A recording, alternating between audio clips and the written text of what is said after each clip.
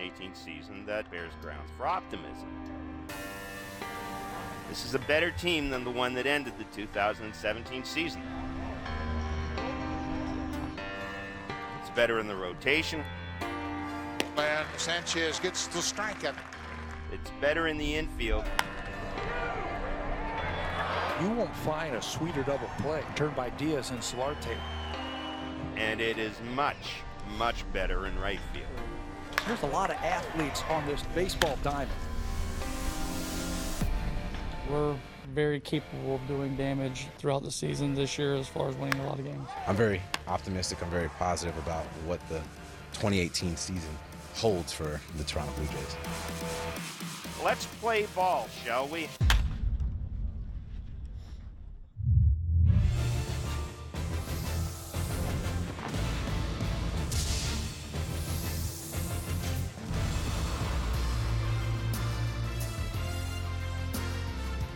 Welcome to Dunedin, Florida. It's spring training baseball. The Detroit Tigers are here to take on the Blue Jays.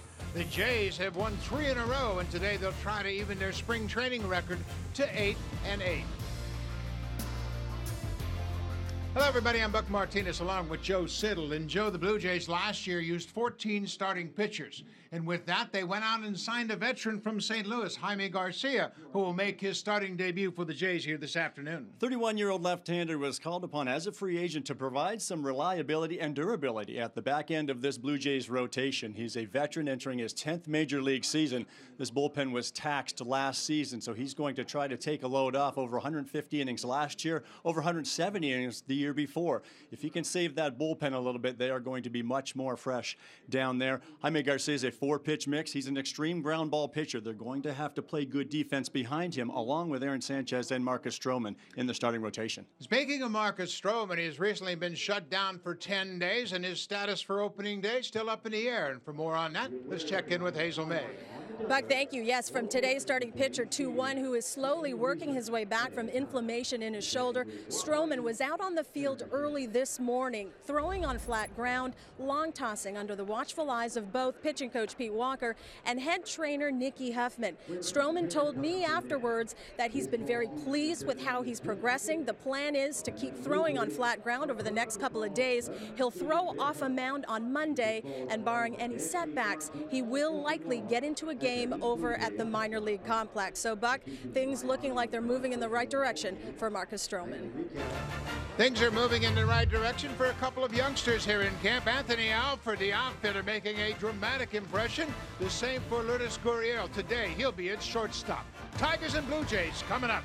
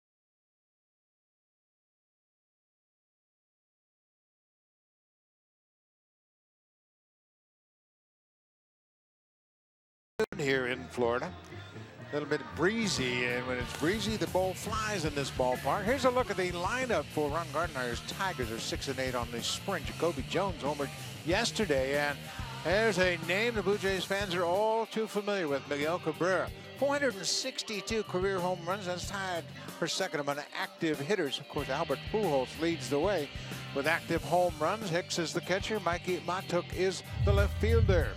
Let's take a look at the starting pitchers. They're brought to you by Scott's Turf Builder Greenbacks Lawn Food. Get a deep green lawn in just 3 days. The 31-year-old left-hander Jaime Garcia, signed as a free agent by the Blue Jays just last month, is going to be looked upon to provide some durability at the back end of this rotation. He made 27 starts last year between the Braves, Twins, and Yankees, and ironically spent time with 3 teams within a week. He went to the Twins in a deal when the Minnesota Twins were in buy mode at the deadline, but then they immediately went to sell mode, so he was putting on the frequent flyer miles. But this is a ground ball pitcher, and he's going to have to keep the ball down in the zone. When he's on, he is really tough. He throws a lot of good sinking fastballs, and you're right, when he's on, the infield will be tested an awful lot. Garcia making his first start of the spring. He's only pitched 1 inning, and he had a little bit of a rough outing his first time out against the Phillies over in Clearwater. Luke Maile behind the plate for Garcia. He also caught Garcia when he made his first appearance. He is set. Jacoby Jones in the box. Here's the first pitch of the ball game. Little broken bat flare, and that'll be worn out.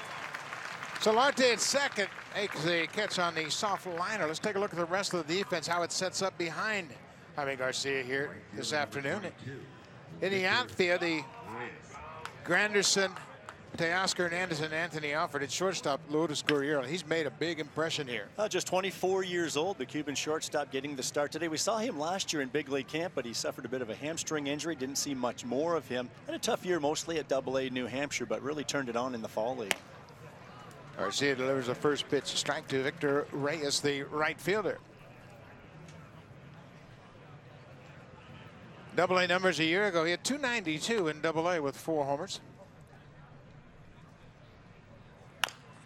Good sinking fastball, little chopper. Donaldson cuts in front of Gurriel, and not in time. A little bit of a mix-up there. Gurriel, the shortstop, kind of got in Donaldson's way and cut his momentum down. Well, there's the ground ball that we're talking about, and Jaime Garcia is going to try to get a lot of them. Unfortunately, sometimes they do cause problems, but indeed a miscommunication there. That's where you like to see the shortstop go get anything he get, and the youngster Gurriel will learn from that one and pass it off to his veteran third baseman to make that play. It's an infield single for Reyes. He's at first with 1 out, and that'll bring the ever-dangerous Miguel Cabrera, coming off a tough season a year ago because of a back issue. All early reports are very positive for the Tigers and Cabrera. First pitch down and away. A year ago, just 16 homers and 60 RBIs. Certainly not Cabrera-like numbers, but he played just 130 games. And Joe, when he's got a back problem, he can't use his legs, and that's a big part of his approach. It's so difficult anytime you see these good hitters struggle in this league. Oftentimes there's something attributing to it, and I think for Miguel, he's had a few issues over the last few years. This, of course, is one of the premier hitters of this generation in the game. Big-time batting champ, and he has just been terrific since coming to the Tigers. Of course, he began his career with the then Florida Marlins. Takes it inside. 3-0. See Jaime Garcia asking Phil Cuzzy behind the plate, you got that inside? Because he does not want to fall behind 3-0 to the big man. Phil Cuzzy had it in. And I got to believe Miguel will be in swing mode here in a spring training game. 3-0 count, green light.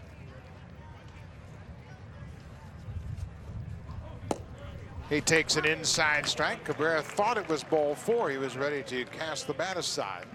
That's why you question an umpire on occasion. You're not trying to make a big scene, but it might buy you a pitch. And I think Jaime Garcia just bought himself a pitch right there.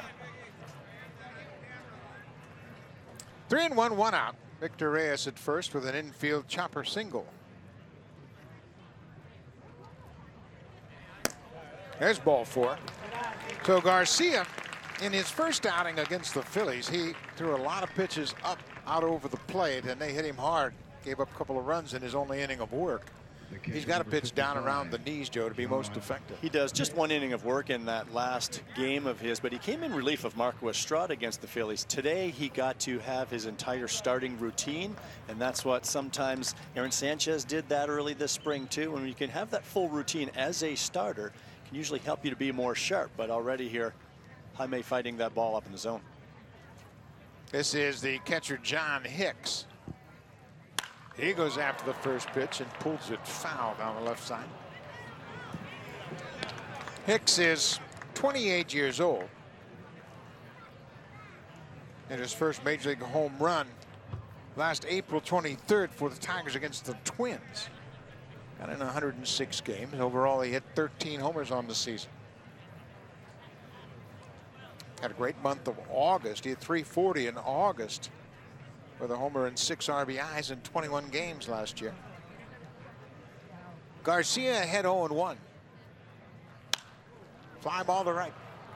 Alford backs up, tagging at second is Reyes, and here's the throw. It'll be cut off as Victor Reyes tags and advances on the fly ball to right. 2 away now. Good job by Anthony Alford there. Don't try to do too much and go to third base with that throw. Just get it in the infield. Keep the runner at first at bay and allow your left-hander to try to get the third out of the inning. So that'll bring to the plate the left fielder, Mikey Matuk. He played center last year for the Tigers, but they have signed Leonis Martin, who's scheduled to play in center field, and I think Matuk's going to be a terrific left fielder for them. Well, Jacoby Jones with good speed in center. Center field is so important for the Detroit Tigers because when you play half your games at a very spacious Comerica Park, you need some speed out there to cover an awful lot of ground.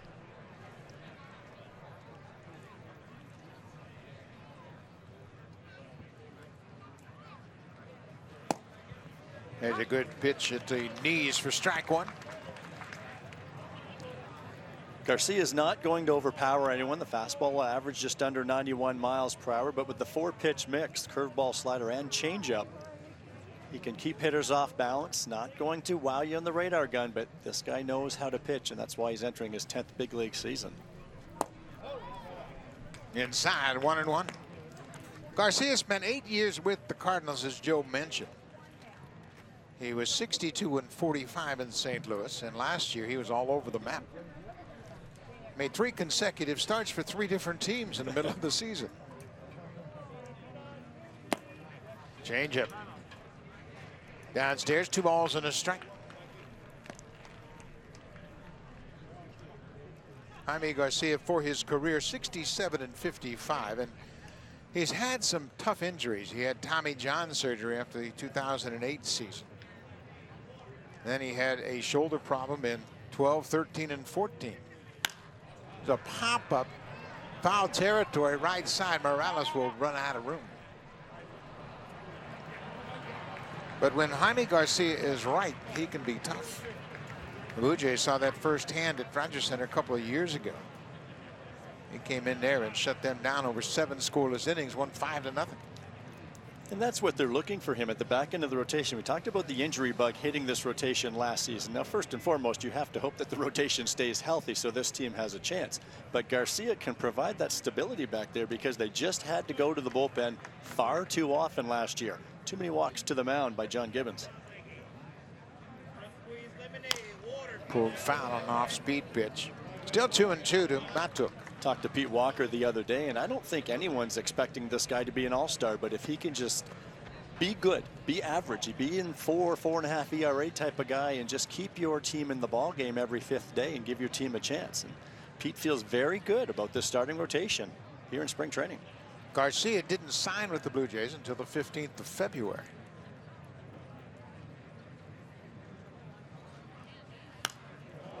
Fouled back.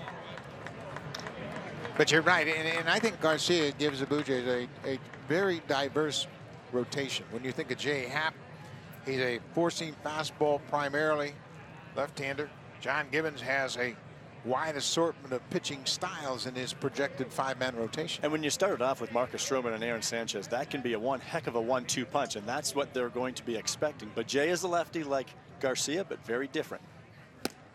Patrick chases a high fastball, and Garcia gets out of it. It gives up an infield single and nothing more. Jaime Garcia strands a pair. Good start to his game. Okay, fans, it's time to turn it over to announcer ceremonies down on the. When there's little.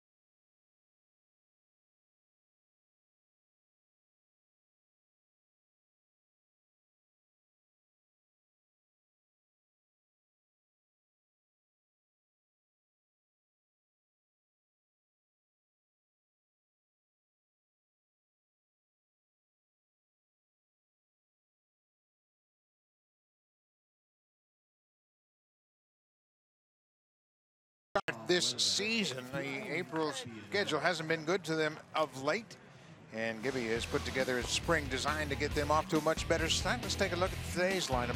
7 and 8, the Blue Jays have won 3 in a row. Curtis Granderson homered in his first at bat of the spring as a Blue Jay. He is 6 for 11 with 3 home runs and 6 RBIs for the spring campaign. And down in that 5th spot, Russell Martin is DHing. 4 hits this spring. 3 of those have left the ballpark. Russell looked great at the plate, and more importantly, he looks fresh and strong behind the plate. And they will face the 32-year-old right-hander Mike Fiers, a free agent signing by the Tigers back in December. Just a 1-year deal to sign with Detroit. Made 28 starts last season for the world champion Houston Astros. ERA up over 5. He had his issues with walks, but it was especially the long ball. He allowed 32 home runs, and the Tigers are hoping that move from Minute Maid Park to a more spacious Comerica Park can help in that department. First pitch is upstairs to Curtis Granderson. We mentioned Granderson's having a good spring. 353 for the season. He's 6 for 17. Going to be interesting to see how John Gibbons decides who's going to hit leadoff. Devin Travis, Curtis Granderson, a couple of candidates that probably have the advantage so far in camp. Granderson takes one downstairs. It's 2-1. I like this look right here against a right-handed starter. Curtis Granderson should get many of the starts in left field. I like him at the top with Devin Travis and his ability to use the whole field so well in the 2-hole with the banger Josh Donaldson in the 3-hole. Upstairs, Fiers missing badly with that fastball. I know John really likes Devin Travis in that leadoff spot, but I thought maybe perhaps the times that they do face a left-handed starter, perhaps that's when Travis leads off for this ball club. Granderson high and deep. Get up, ball. Get up and gone. Home run number 4 for Curtis Granderson. That'll play as a leadoff hitter.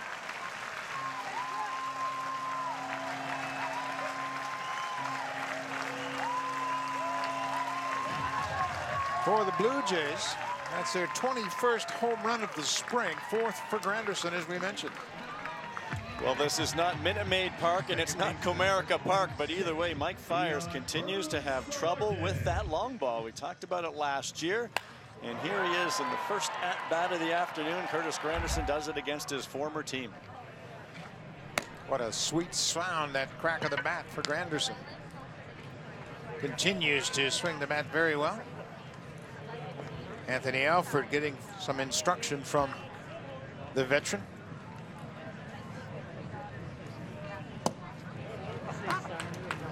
And Evis Solarte takes a breaking ball outside. It's 2-0.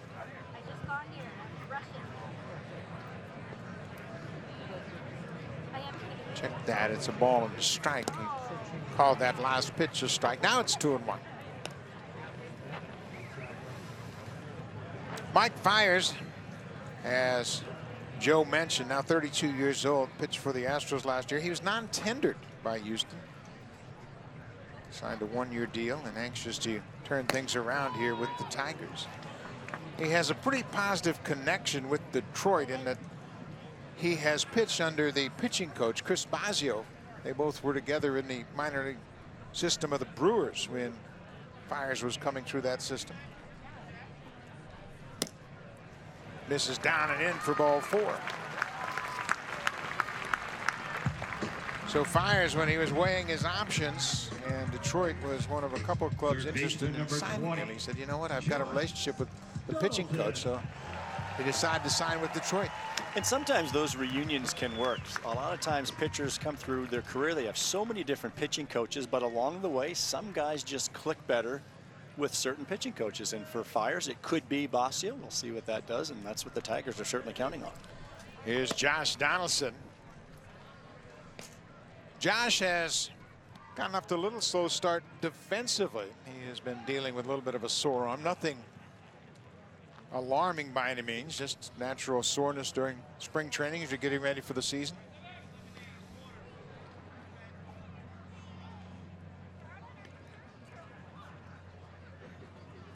Josh, 273 in the early going.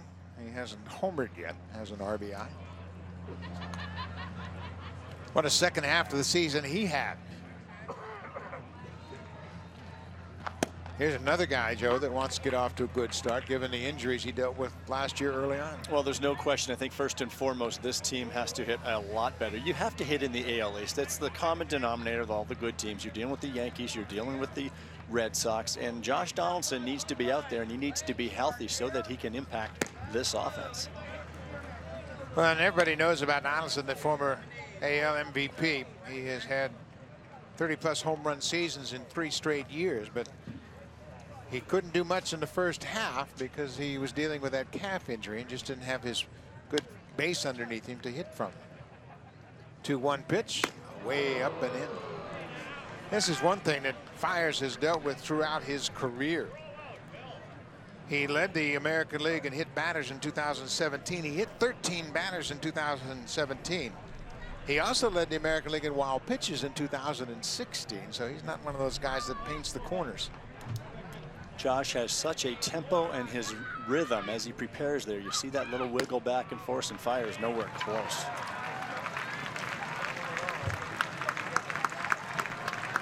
Timing is off for Fiers as his arm is dragging a little bit, and that's why that ball is up and into the right-handed hitters. Back-to-back walks after issuing the leadoff home run to Curtis Granderson. Running for Josh Donaldson at first, number 64, Jason Ludwig.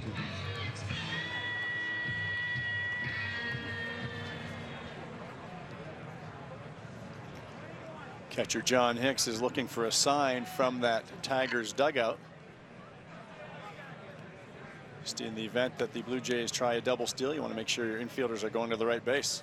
Blue Jays have sent a pinch runner in for Josh Donaldson. Jason Leblebijian, who has been active this spring. Jason's had a lot of at-bats, and here he gets an early call. Leblebijian has been in 13 games now. Rowdy Tellez has been away from the ball club back in California, so Leblebijian's had a lot of opportunities, and he's had a pretty good spring so far. And good for Jason. We heard his name a lot last year. We thought maybe at some point we maybe see him in a Blue Jays uniform. It did not happen. He is still waiting for that day, but he is certainly opening some eyes in camp. And that's what you do when you're a veteran minor leaguer like that. You continue to make impressions in front of the big league coaching staff so that when that call is made during the season, maybe it's your name that's called. Kendrys Morales, a ball and a strike. He fouls it straight back. He tried to cut his swing and fouled it back. Kendrys, he likes to get a lot of at-bats. He is 6 for 23 in the early going with a homer and 4 ribbies. Of course, when you're a switch hitter, you got 2 swings to worry about. It is so difficult. Kendrys, a natural right-handed hitter, so it's this left side that gave him trouble last year, and especially with that big breaking ball that you may see from Fiers. Everybody clap your hands. Morales is in good shape. He trimmed down, lost about 12 pounds in the offseason, and you can see the difference. Moves around a little better in the field. He is a strong, strong man, and that's why if he can get better at the off-speed pitch, it really gave him trouble last year, and I think sometimes he just committed and could not hold up when he was fooled, and there's a perfect example right there. Slow curveball, and Morales strikes out. That's the first out of the inning. It's tough when you're battling with 2 strikes, but it was an issue for Morales all of last season, and Mike Fiers goes right to that pitch because they know it's been an Achilles heel for Morales, and he's going to have to be better this season, especially with the off-speed. Russell Martin, he's had quite a spring so far. 3 home runs for Russell, who's DHing here this afternoon. Boy, there's a cross-up as the catcher got fooled by the pitch. Looked like it hit the umpire, Phil Cuzzy, right in the mask. And, of course, this is one of the aspects of the pace of play legislation. You can see the catcher thought it was going to be a breaking ball. He didn't get leather on it and hit Cuzzy right in the mask. But they're so concerned about trips to the mound, but the umpires are going to allow the catcher to go out there anytime he sees something like that. That will not count as a trip to the mound. John Hicks and Mike Fiers going over their signs real quick. Phil Cuzzy said, absolutely get out there and straighten it out, guys. Do not want to get hit again. Second and third, 1 out.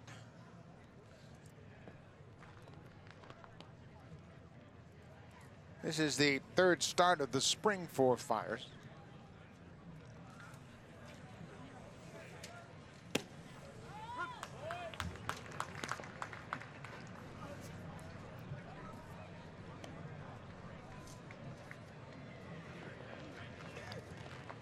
Mentioned Russell, his 3 home runs, and he's hit a couple of home runs to deep center field.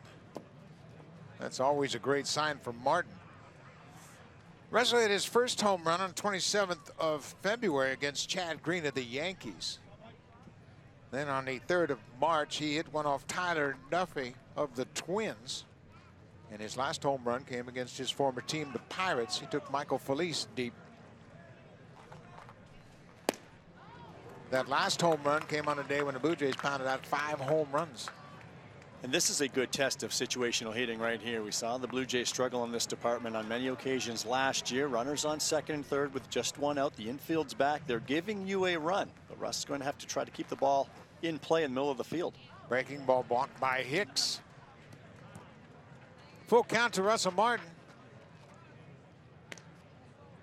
Well, you're right. The Blue Jays, they just didn't do a very good job of cashing in these run-scoring situations. Of course, the Jays were last in the American League in runs per game, scoring just 4.3 runs per game. And they've got to do a better job of that this year. 3-2 pitch. Breaking ball low for ball 4. That'll load the bases. 3 walks in the inning issued by Fiers. And that has been his MO of late.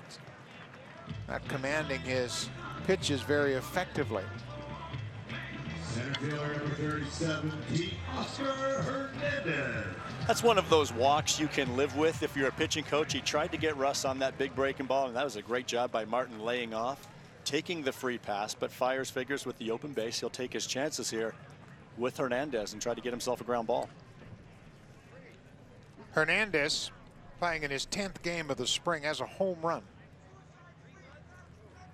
Of course, he had that great September a year ago. Goes after the first pitch, high and deep. This ball's going to carry. Get up, ball. Gone. Grand slam home run for Teoscar Hernandez.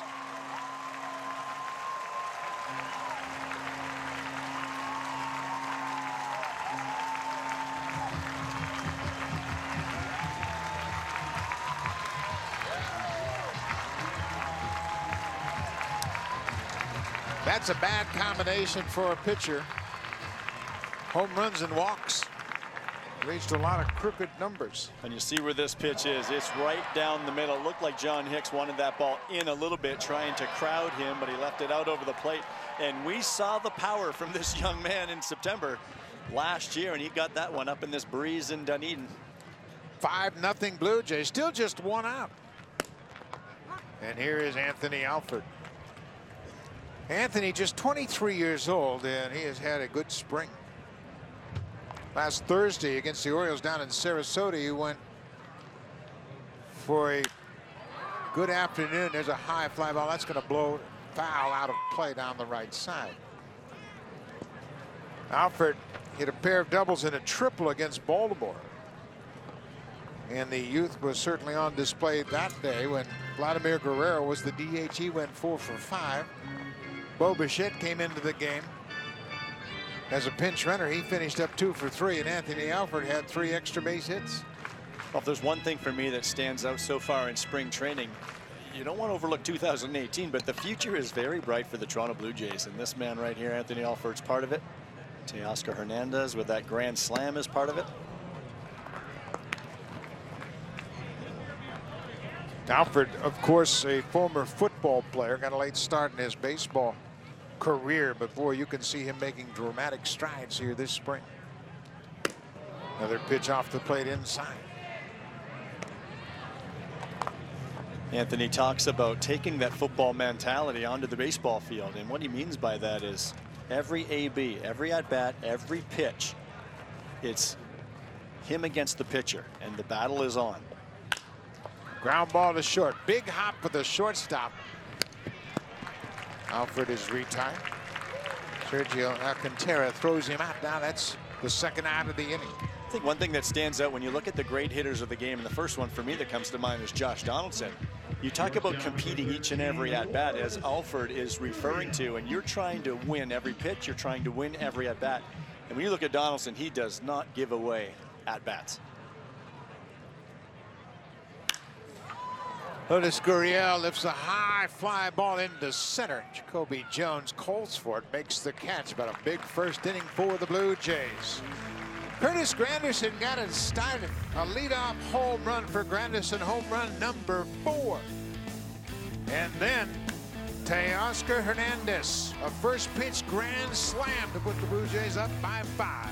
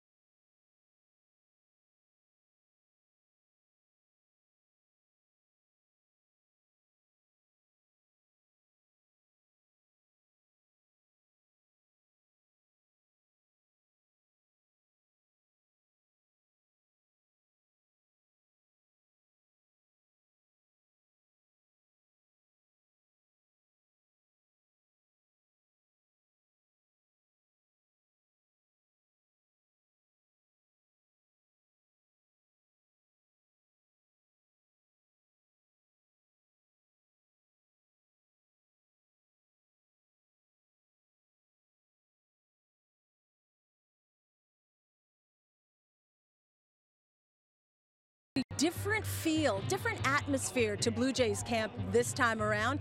Outfield coach Tim Leeper telling me that with the change in personnel, there's a more focused attention to detail based on what the club struggled with and learned from last year. The coaching staff is concentrated on working with the new faces and how they fit in. Leeper said they want to hone in on being fundamentally better, and they don't want to miss out on opportunities like they did last season. Quote, "You can't manufacture speed, for example, but where we do have speed, we want to be able to take advantage of it." Infield coach Luis Rivera added that he's noticed the players going through drills in real time as opposed to just going through the motions. They want their game pretty tightened up, Buck, right from the get-go, which is a pretty good idea considering they start the season with 4 against the New York Yankees. Absolutely, Hazel. And later on in the month of April, they'll play the Yankees 4 more in New York. So you play the Yankees 8 times in the first month of the season. You've got to be ready to play. This is Jim Adduci. He's playing first base. Adduci with a 2-0 count.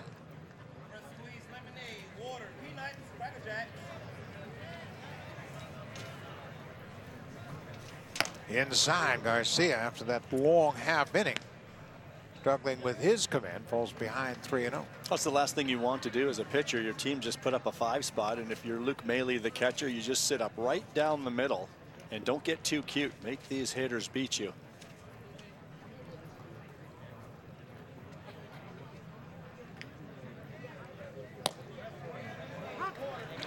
Adducci's father, Jim Adducci, played 70 games in the major leagues with the Cardinals, Milwaukee, and Philadelphia.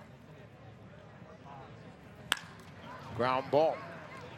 That's what Garcia is looking for. Solarte throws out Adducci. One away. With Jaime Garcia in the rotation, and of course Marcus Stroman, one of the best ground ball pitchers in the game. Aaron Sanchez with that heavy sinker, he can get a lot of ground balls. There'll be a lot of emphasis put on the middle of the infield for the Blue Jays. There will be. We'll be seeing a lot of Aledmus Diaz at shortstop, and a combination, of course, of Devin Travis and Yangervis Solarte at second base. But it really stands out when they get a lot of action in the middle of the infield. You have to make those plays, and really that can help that starting pitcher just cruise along and be very efficient with that pitch count. There's a first pitch strike to Harold Castro. He's playing at third base this afternoon. Well, you just get a sense that once Garcia gets into that groove, he's going to pound the bottom of that strike zone with that great fastball. The fly ball, Granderson giving chase. This is slicing away and going to be out of play over that fence down in the left field bullpen. Of course, Granderson's played a little bit more left field, I think, this spring than he expected. But boy, what a nice addition he has been to this ball club. Always talking shop, always talking baseball. And he is about as genuine as they come. Curtis will walk up to somebody in the bleachers and really sincerely care about who they are and where they're from. And this is a guy in the clubhouse, when you see him sitting at his locker where guys gravitate towards him, somebody walks by, he'll say something to engage in conversation. This is the type of veteran signing that any club loves. There's a breaking ball for the strikeout. Bailey will go to first to complete the strikeout. 2 away. Well, we talked about the Blue Jays last year, and of course 14 different starters were employed by John Gibbons and the Blue Jays, and this is the probable rotation as we speak now. Of course, Marcus Stroman, leader of the pack, his future is still up in the air as far as whether or not he's going to be ready for opening day, but this could be a very effective 5-man rotation. Well, I think you can argue it's one of the best in the AL, at least in the division. And you talk about the heavyweights, the Yankees and the Red Sox, but those 5 guys right there can be very solid, and it has to start there. That's what gives you a chance night in and night out. We can talk about the offense all we want, but you still do have to keep runs off the board. If you can keep the powerhouses to a couple of runs, 3 runs through 6 every night, you're giving yourself that chance, and then the offense just has to do their part. The Blue Jays starting staff a year ago was 7th in the American League with a 4.57 earned run average, and they were 9th in hits allowed per 9 innings. So they've got to improve in that department. There's an opposite field base hit for Alexi Amarista. Second baseman gets a 2-out single to the left. Nice piece of hitting here by Amarista. This pitch mainly set up away. Stayed middle in. See how Luke had to come back with the glove, but he did such a nice job as a hitter staying inside that ball. And I think even Garcia is a little surprised that he was able to take that pitch the other way.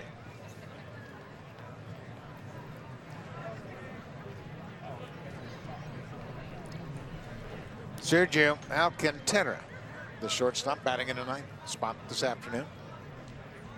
He's hitting with 2 outs.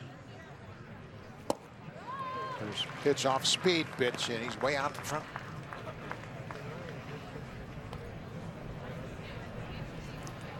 A ball a year ago, Alcantara hit 266. He can field. He's got a strong arm at shortstop.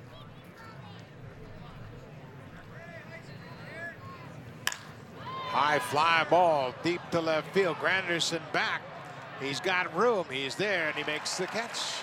The wind knocked that one down. Stayed in the ballpark. Another good inning for Jaime Garcia, and the Blue Jays have a 5-0 lead.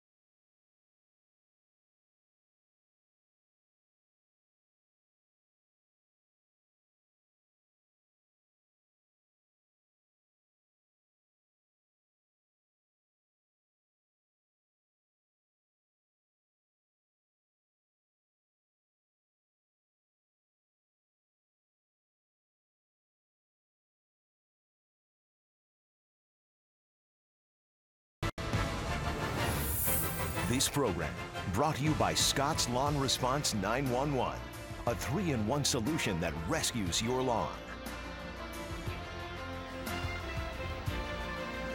The Gulf Coast of Florida, just a couple of blocks away from this ballpark here in Dunedin.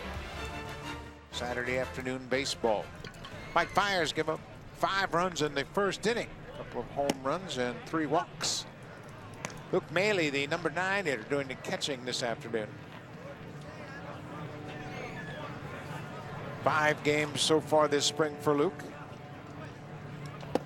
There's a curveball for a strike.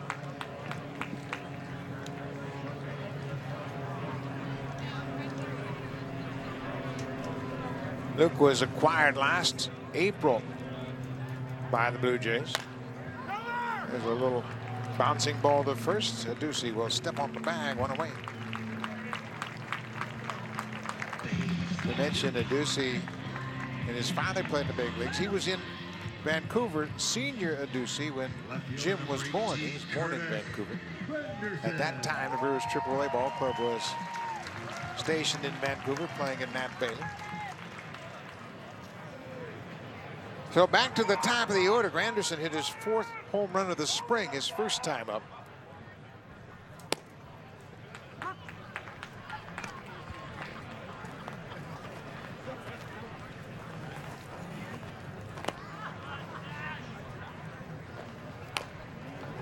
Curveball, check swing, foul.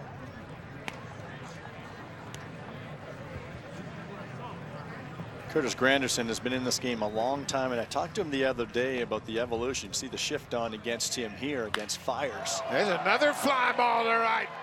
At the wall, at the track, jumps. It's over his glove, off the wall. Granderson's headed around second. He'll go into third with the slide. Another extra base hit for Curtis Granderson. And that's one of the things he talked about. When they shift you, do you try to go to the other way, or do you just hit it through and or up and over the shift? And that's what he did right there. What the shift can do, and Curtis touched on this, throughout his career, it's become more and more prevalent in the game. It's harder than people think to shoot the ball the other way. Now, should you work on it as a hitter to try to get that hit through the open side? Sure, and he says there are times that we can, but especially against a right-handed pitcher, he finds it very difficult because of the angle to shoot it the other way. Solarte hits one off the pitcher's glove. Fiers stays with it, and he'll throw him out at first. So the Tigers played the infield in, and Fiers was able to knock it down. If he can't make that play, there's a chance that would sneak through the infield. But Solarte's retired. 1-3 on the putout.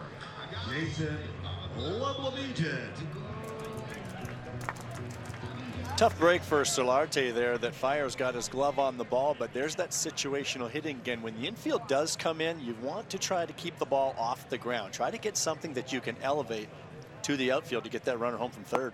This is Jason Leblebigian, who came on as a pinch runner for Josh Donaldson. Donaldson walked in his first at bat and then left the ball game. I don't know that there was anything physically wrong. Maybe it was just by design that he was only going to get to 1 at bat today. We had talked with Josh during batting practice, and everything seemed to be pretty good. He was talking about his shoulder just barking at him a little bit, just from normal soreness as he's getting ready for the rigors of a long season. But I don't think there was anything where, I don't know, you and I were talking to him. It didn't seem like he was concerned about it. No, he seemed fine. And John Gibbons has said as much early in the spring. And Josh even talked when you asked him about his old catching days. Sure, your shoulder gets a little sore early in camp, and he's just going to monitor that. These veteran players know what they need to get ready for the season. And if anybody knows, it's Josh. That was interesting. He was talking about his days as a catcher coming through the Oakland minor league system. He said, man, I'd stay out there and catch all day long. And about midway through the spring, I'd have a real sore arm. Popped up back behind the Blue Jays dugout, out of play. Remember those days when you'd catch 5 and 6 and 7 bullpens in a row, and I don't think the pitching coaches really cared, and then your poor hitting coach was 3 fields over. He didn't know that you haven't hit yet. Josh was laughing when we talked about that. He said, yeah, it's different now. These kids got it good. They only catch a couple bullpens a day. Yeah, they make sure they have plenty of catchers on hand, but you and I went through springs when some days we didn't even get to hit. And if you did, it's after you caught in the bullpen for 3 hours. 2 balls and 2 strikes, 2 outs. Granderson's at third. There's a pitch inside. It's another full count. Of course, Josh has such a good arm, too, and he said he liked to show it off as a catcher, and you don't doubt that. But I said, Josh, you're probably also the guy that fired the ball back to the pitcher all the time when you were catching all of those bullpens. But he knows how to take care of that body better now. Check swing. 3-2. The Blue Jays scored 5 runs on a pair of home runs. Granderson a solo home run in the first. Teoscar Hernandez a grand slam also coming in the first inning. Curtis Granderson has tripled twice now this spring to go along with his 4 home runs.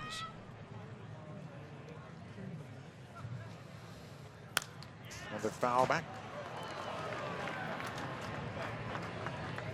Leb Lebejian has been a minor leaguer with the Blue Jays, and he was one of those guys that never was thought of as a top prospect. He just stayed with the program. He bounced around from A-ball, AA, AAA. Last year he had a terrific season in AAA Buffalo.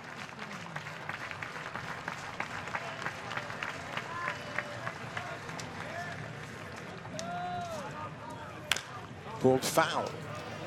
One thing about spring training, when you're getting opportunities with the Major League club, not only are you playing for your coaches and managers, but also for all the scouts in attendance. And I've had a lot of scouts ask me this spring, hey, tell me about Leb Lebejian.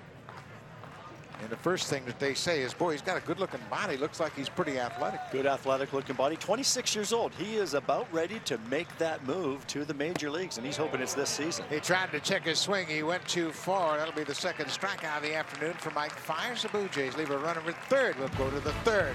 5-0 Jays.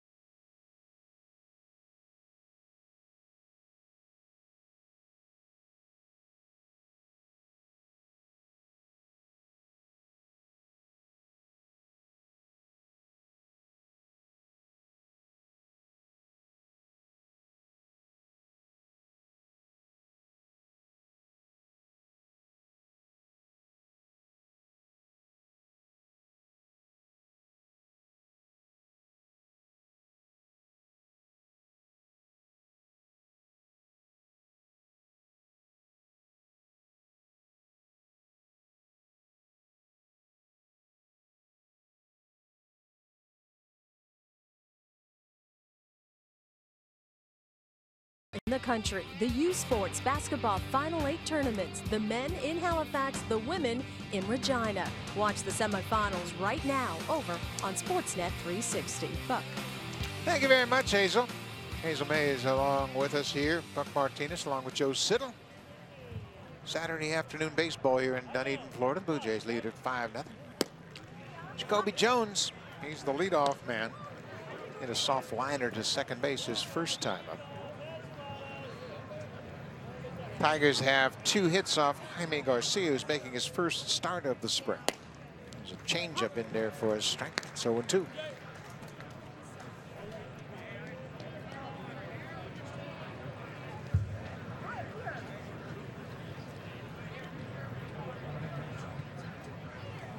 Outside.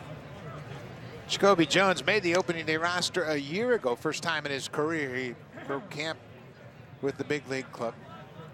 Hit his first home run of his career on opening day in Chicago against the White Sox. Off the plate outside.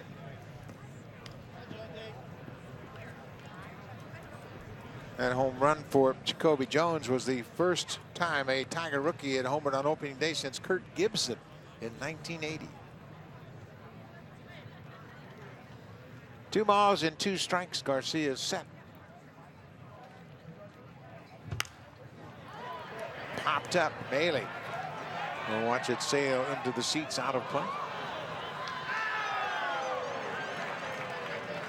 Joe, what have you seen that you like about Garcia to this point? I know it's just 3 innings of work, but it looks like he's been a lot better today than he was the first time out. He is, and I think we talked about being down in the zone, and that pitch right there ran in on the hands of Jacoby Jones, and that's what I call it, a crafty lefty. That's probably not fair, but they're not overpowering, and what he can do is sink it away, change, but then run that little cutter in on his hands. That's pitching 101.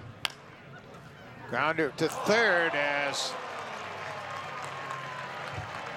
Lebejian had it go right past his glove. He's trying to make a play on the short hop, and Jason couldn't come up with it. Another good example right there of Jaime Garcia pitching to some weak contact, had the hitter out front. That's a play that Lev Lebejian would love to have back. Tricky play for a third baseman, but when you see that hop right in front of the plate immediately, as an infielder, normally you charge hard to try to catch that next hop, but Jason got caught in between, and love to have it over again, especially when you've got that ground ball pitcher on the mound, and we talked about how important the defense is going to be behind him. Victor Reyes, the right fielder. Reyes had an infield single his first time up. Well, here's where Lev Lebejian would love to have a ground ball hit in his direction, see if he can't start a double play here.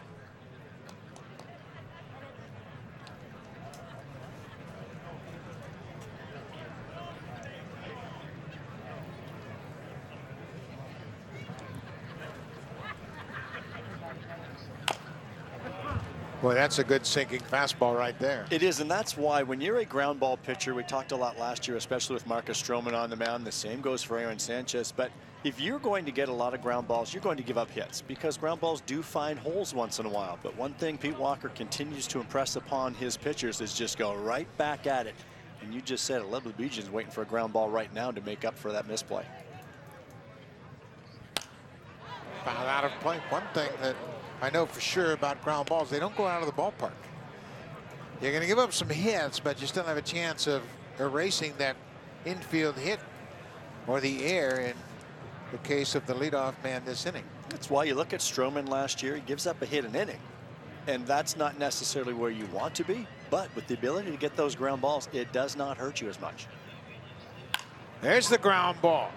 Shortstop Gurriel to Solarte, and there's that ground ball double play. So when you're a veteran like Garcia, somebody makes an error behind you, you just look for the opportunity to get a good ground ball and get that double play. I thought that's what Marcus Stroman was so good at last year, overcoming base hits like that, and this is a nice turn in the middle of the infield. Gurriel to Solarte to Morales, 3 names that we haven't necessarily seen in combination a lot this spring. May at some time, but Garcia just continues to get the ball pounded into the ground. Yeah, and as this game has gone along, the sinker is getting more effective. That's generally the case with a sinker ball pitcher. Get a little more relaxed, a little more into the flow of the game, and you free up your hand, and that ball starts to move. We get into this age of baseball where we hear so much now about launch angles, and it's the fly ball revolution, and hitters want to elevate and get the ball in the air, so everyone's saying that they're handling that ball down. Well, they may be handling the ball down, but I will take a sinker ball pitcher 7 days a week and take my chances, and that's what you're kind of seeing right here with Jaime Garcia. Miguel Cabrera walked his first time up. There's a strike, 2 balls and a strike to the big DH.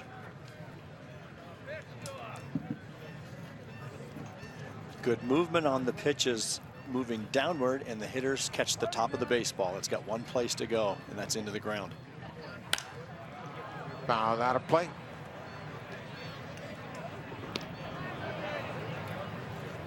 Miguel Cabrera, this always baffles me. When you see it, you go, wow, he won't turn 34, he'll turn 35 in April. And he has been around a long time. Ground ball to short. Gurriel slips, loses his footing, but has the arm strength to throw him out. Good concentration by Gurriel. He didn't panic, trusted his arm, When you play behind Garcia, you better be ready for some ground balls. Gurriel makes the nice backhand, loses his footing, but rights himself in time to throw out Cabrera.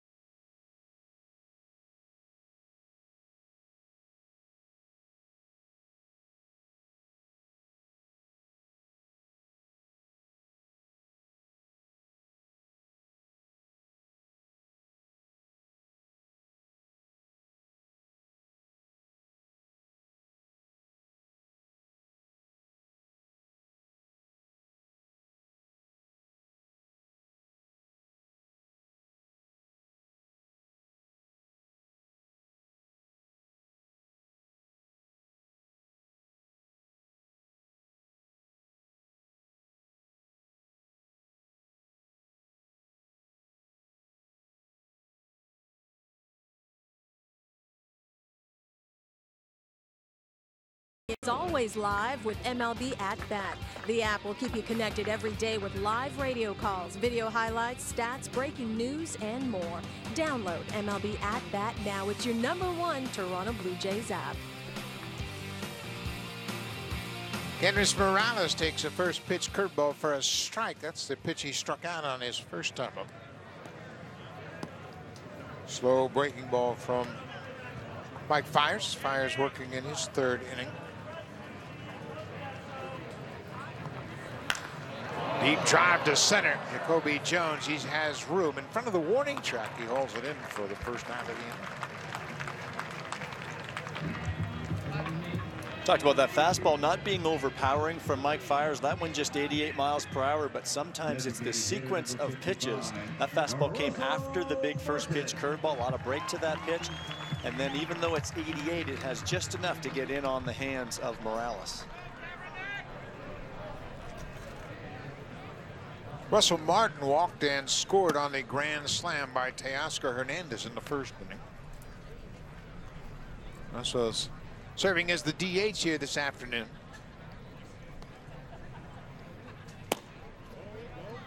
Two and 0. Martin was dealing with injuries all season last year. It was just a tough year for Russell. There's a ground ball to short. Alcantara has it, takes his time, and fires to first in time. 2 quick outs here in the bottom half of the 3rd. Fiers has settled down a bit. He's retired 4 in a row now after the Granderson triple in the 2nd. Teoscar Hernandez, he hit the grand slam in the 1st. A first pitch home run to deep center field.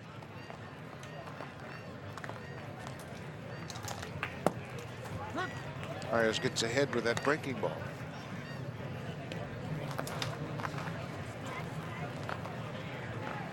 Hernandez certainly had a terrific finish to his season last year. As we mentioned, he had 8 home runs in the month of September after he was called up.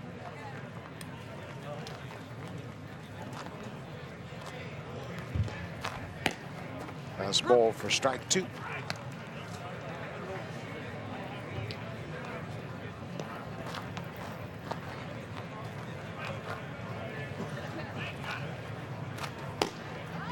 Tried to catch that outside corner with that off-speed pitch and missed. Teoscar is 25 years old. They'll play the entire season at 25. He's another one of the young outfield prospects for the Blue Jays.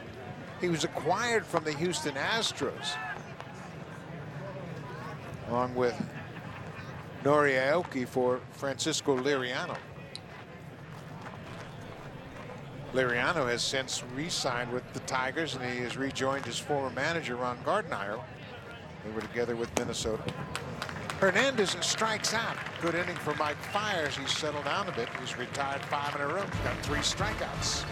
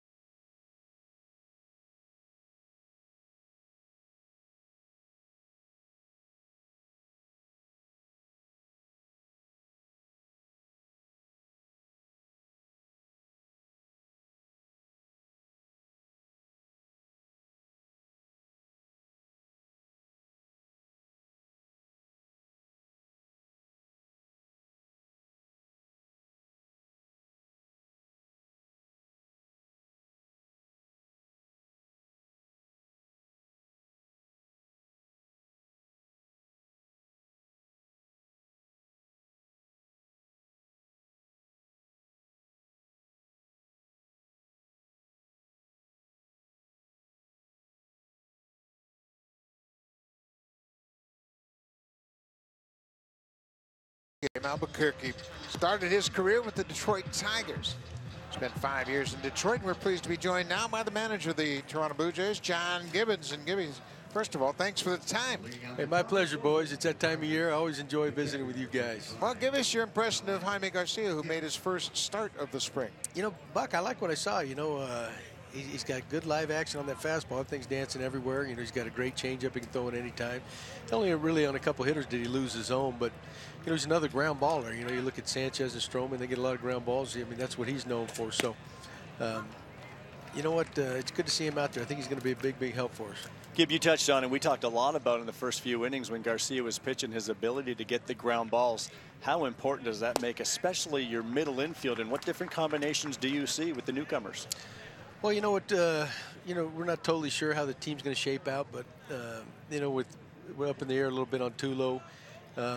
But you know, we got Diaz and Solarte, and of course Devin Travis is moving around nice. Yeah, so we got some good things we can do up there, you know, up the middle, and so it's important that we do catch the ground balls because we got a number of guys that can throw them.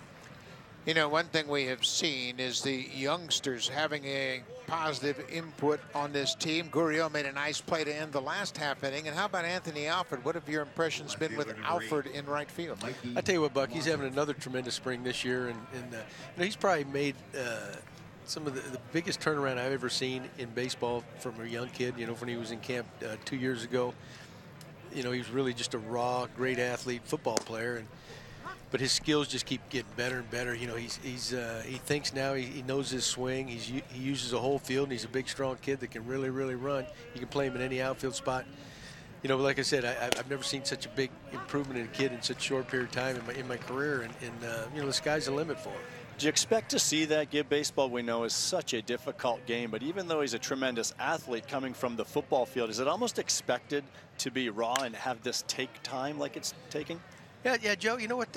You know, very few football guys that's their big sport. The big, strong guys ever make it. In my experience, because it's such a different skill level. You know, it's not all athleticism. You got to have great hand-eye coordination, timing, things like that, and that's why it's rare. And you know, we stuck with the kid. He chose to go baseball full time, and it's really paying off for him. You know, another guy that has really opened some eyes this spring, of course, has been the shortstop Gurriel. And he, to me, has improved dramatically, too. Of course, coming from Cuba, it was quite a dramatic change for him. Not only the cultural change, but the way you play baseball here in the major leagues. You know what, Buck? I tell you what, I see a ton of talent in this kid, too. You know, he's got great baseball instincts, and he can really swing that bat. And, you know, he's a guy, too. I mean, we're not really settled on a position yet for him. I mean, he could end up being in the infield, or I could even see him possibly playing the outfield.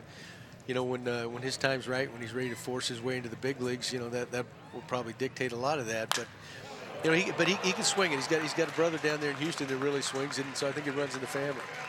Well, it sure does. I had a chance to talk with his brother Yuli down in Houston during the World Series. He said, "Yeah." He said, "My brother's going to hit." That's good news for the Blue Jays. Oh, it's great news. Let me ask you quickly about Josh Donaldson. He left after his first at bat. Any concerns about Donaldson? No, he was a little bit dehydrated, so he was cramped up. Real minor. He was only going to get a couple bats anyway, and so we said, let's get him out of there. No use pushing it. All right, Gibby. That's good news for the Blue Jays and you. Thanks for your time, pal. All right, boys. Always a pleasure. All right. That's John Gibbons, the manager. Good news on Josh Donaldson. He left the game a little bit dehydrated, so he only got one at bat, but it's nothing serious. Jimmy Ducey doubles into the right field corner, a 2-out double. He's at second now. Albuquerque in relief of Jaime Garcia, working to Harold Castro, the third baseman. Albuquerque had some terrific seasons with the Tigers. He spent his first 5 years in the big leagues in Detroit. Slider on the ground. Solarte at the edge of the grass. That'll do it. Clean inning for Albuquerque. 2-out double and nothing more. We'll head to the bottom of the fourth. Still 5-0 Jays. Fans, I'm down here.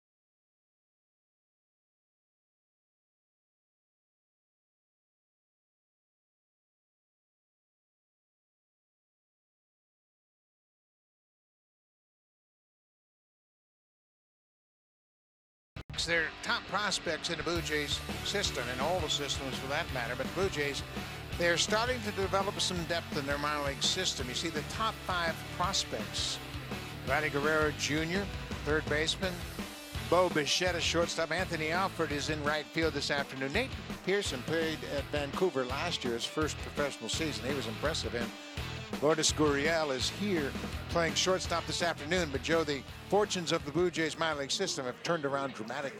The future becomes brighter and brighter each year, and that's one thing when you're running an organization. It takes time. We've heard the words younger and athletic. The Blue Jays need to do that here moving forward. They have an aging roster, and that is now happening, but it takes time. That's not something that happens overnight, and you don't get younger and athletic by signing free agents at 32 years old. So I think what the Blue Jays are doing right now, they're being patient. I think it's hard for fans to be patient, but I think we can all trust one another here. That's a pretty nice list right there, and there's more behind them. Mark Shapiro mentioned that he had gone through spring training in this offseason. He said it's the first time in his career he's not signed a minor league free agent. And that's a pretty good statement, because it means that you've got enough talent in your own system that you don't have to go out and just buy pieces to fill out rosters in the minor leagues. And the Blue Jays, they have made a conscious effort to boost the minor leagues. When you look at the top farm system in baseball, We're going to do MLB.com. Padres are up there, and Braves, they're always there. White Sox have made a lot of changes and picked up a lot of young players, but the Blue Jays are ranked 9th as we speak. So Alford swings and misses. He strikes out against Buck Farmer, who has taken over for the starter Mike Fiers. Buck Farmer spent time with the Tigers since 2014, but last year making 11 starts, that ERA up over 6.5, a tough season. But he continues to get those calls. 11 starts last year, pitched in 14 games the year before, and he's kind of that swing guy. He's pitched out of the bullpen. He's also started, doing anything he can. And the pitching, of course, is going to be a difficult department here for this rebuilding Tigers team. And on the ground, Gurriel grounds out to his counterpart, Alcantara at shortstop. 2 quick outs here in the bottom half of the 4th. What a strong arm by the shortstop, and he has been a lot of fun to watch already this afternoon on a couple of ground balls in the hole. He played an A-ball last year, and you can see why the Tigers are excited to get a good long look at him this spring.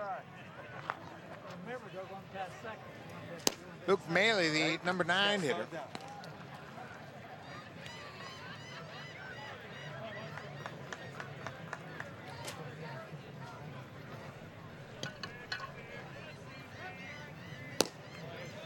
Buck Farmer is making his 4th appearance of the spring. And Joe, you're right. You talk about having a pitcher like Buck Farmer, a guy that can start if you need an emergency start. He can pitch long relief out of the bullpen. And they become very valuable in this day and age of short starts. It's the benefit to a manager to have a guy like that, and we saw Joe Biagini do that too. But if things don't go as planned as a starter, the key is having that guy in the bullpen that can give you more than 3 outs. In this game, we don't see it a whole lot anymore, but it's a huge luxury to have for a manager and a pitching coach.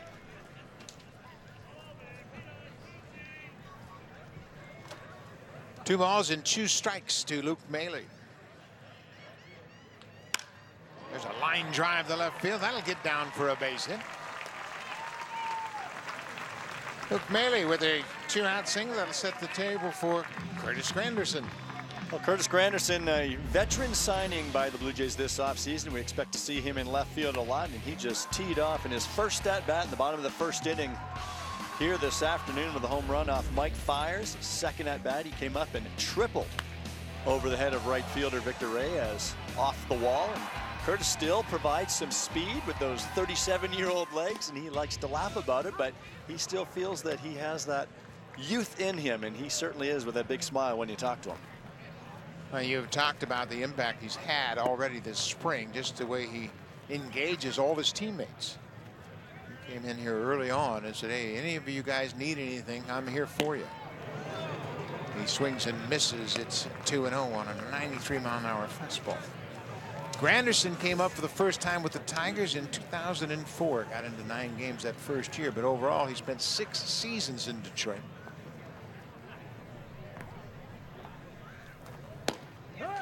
He's called out on a fastball. It catches the outside corner, so the Blue Jays get a 2-out single. They leave a base runner. They'll go to the 5th.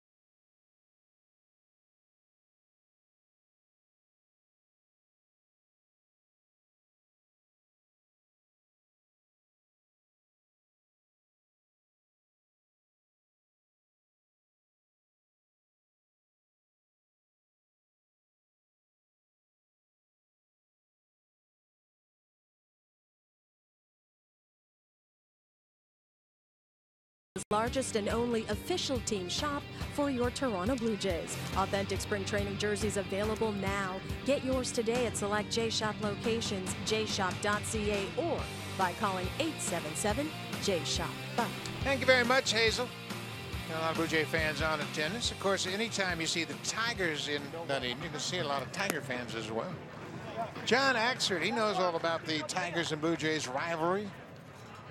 As he grew up in Port Dover, born in Simcoe, but according to his mom, he wants to be known as coming from Port Dover. She said he was born in Simcoe because there simply wasn't a hospital in Port Dover. New left fielder for the Blue Jays, Dwight Smith Jr. takes over for Curtis Granderson. Granderson finishes up 2 for 3 with a home run and a triple. Axford's had a good spring. Boy, last time out, he really was throwing fastball. 96-97 the last time he pitched against the Pirates here. We had a good conversation with him today about that velocity and his approach and how it's changed a little bit lately. I think Axford is evolving a little bit now as a veteran in this league at 34 years old here before spring training ends. He's a high velocity fastball guy. We'll see him oftentimes in the mid to upper 90s, but he's incorporating a 2-seam fastball. In the past, he was more of a high fastball guy up in the zone with that big curveball, but he noticed last year that that curveball was starting to get hit more often, having trouble keeping it in the strike zone. So he's working that 2-seam fastball going away to lefties and that little cutter slider going in. There's that running fastball at 96 down and away, and it was interesting how he came about throwing that pitch. It actually happened against the Blue Jays back in 2016. After the All-Star break, he was pitching for Oakland, and he appeared in 3 games against the Blue Jays, 3 straight days. And he was messing around with a 2-seamer, and he had some positive feedback pitching to the Blue Jays in their great lineup. He said, I threw some great 2-seamers, and some of the hitters looked baffled and confused, and that encouraged me to use it more. Well, especially if it's 95, 96 miles per hour. If you can run that sinker down and in on righties where they've got to fight it off, and then you can get that little cutter going away from them, the ball is going in 2 different directions. There's a fly ball. Smith will run out of room. That's out of play.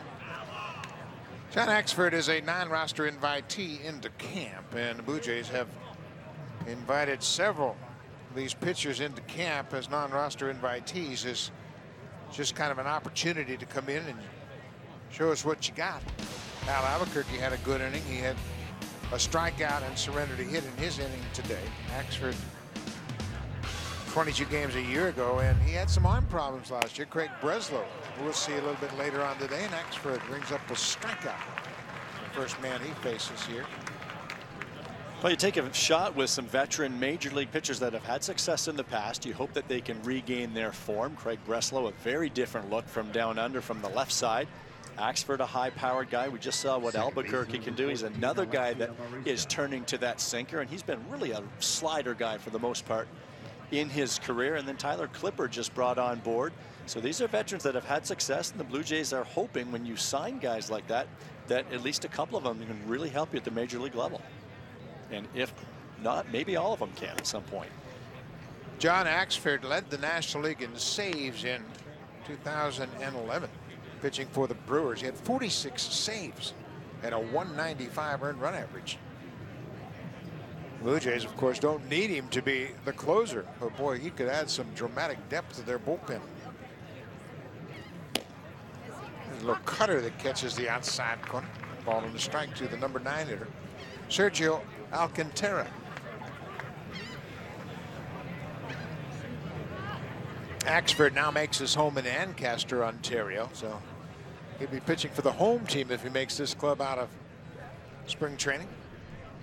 A chopper foul. Thought he had some interesting comments this morning when we were speaking with him about putting on that Blue Jays uniform. First and foremost, as a Canadian, able to do that. That is a thrill in itself, but he finds, and we've heard this a lot in Blue Jays camp this year, kind of flying under the radar, these Blue Jays. You've got the Yankees and Red Sox that everyone in the industry is talking about, and these guys kind of like it that way.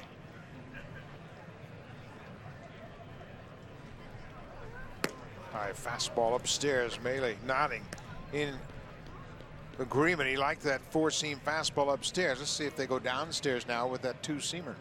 Catchers will do that. They set up that target high. When they hit your spot, you tell your pitcher, nice job. Now let's come back with another one here, and maybe they do go down.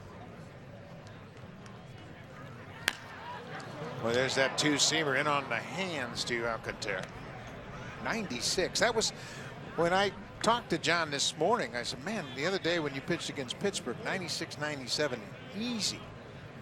And he says, yeah. He said, I've gained velocity over the last couple of years just because of the fact I'm getting stronger and understand a little bit more about how to use my legs. Good curveball. He's got a piece of it to stay alive. And there's that good curveball we talked about earlier that he said was not as effective last year, and that attributed, I think, to some of the poor numbers. So he's going another route. That doesn't mean you get rid of the pitch. It can still be very effective. You know, one thing Pete Walker has said, you touched on the velocity. When these guys are still pitching with good velocity, that tells you that the arm strength is still there. So still probably plenty in the tank, and Pete really likes what he's seen from Axford. Very encouraged. Walker sitting with Dane Johnson, the bullpen coach. Very interesting how they're both keeping a real close eye on Axford. There's another curveball. He comes right back with it and gets the strikeout. 2 up, 2 down. Pair of strikeouts for Axford here in the 5th. When you can elevate in the zone with 95 to 97 and then drop a curveball like this on a hitter, you're working 2 planes, high and low, and you're changing speeds. That's a beautiful thing and a very difficult thing for a hitter to handle. For his career, over his 9 seasons in the big leagues, Axford has averaged over 10 strikeouts per 9 innings. That's one thing the Blue Jays don't have a lot of down in their bullpen, and that's strikeouts. Outside of Osuna, a lot of contact, a lot of good arms in that pen, but Axford would be a real bonus if he could make this ball club and give him that strikeout ability. One thing that's been an issue for Axford is the walks, and that's what he's trying to control. But when you have this kind of stuff that we're seeing here this afternoon, I say get into attack mode and make those hitters beat you, and that's what he's doing right now with Luke Maile. Jacoby Jones is late on a fastball. This is the biggest surprise for me this camp, seeing Jai Axford pitch at 96, 97. Early in his career, he could throw there once in a while, but boy, he's been consistently in the mid-90s.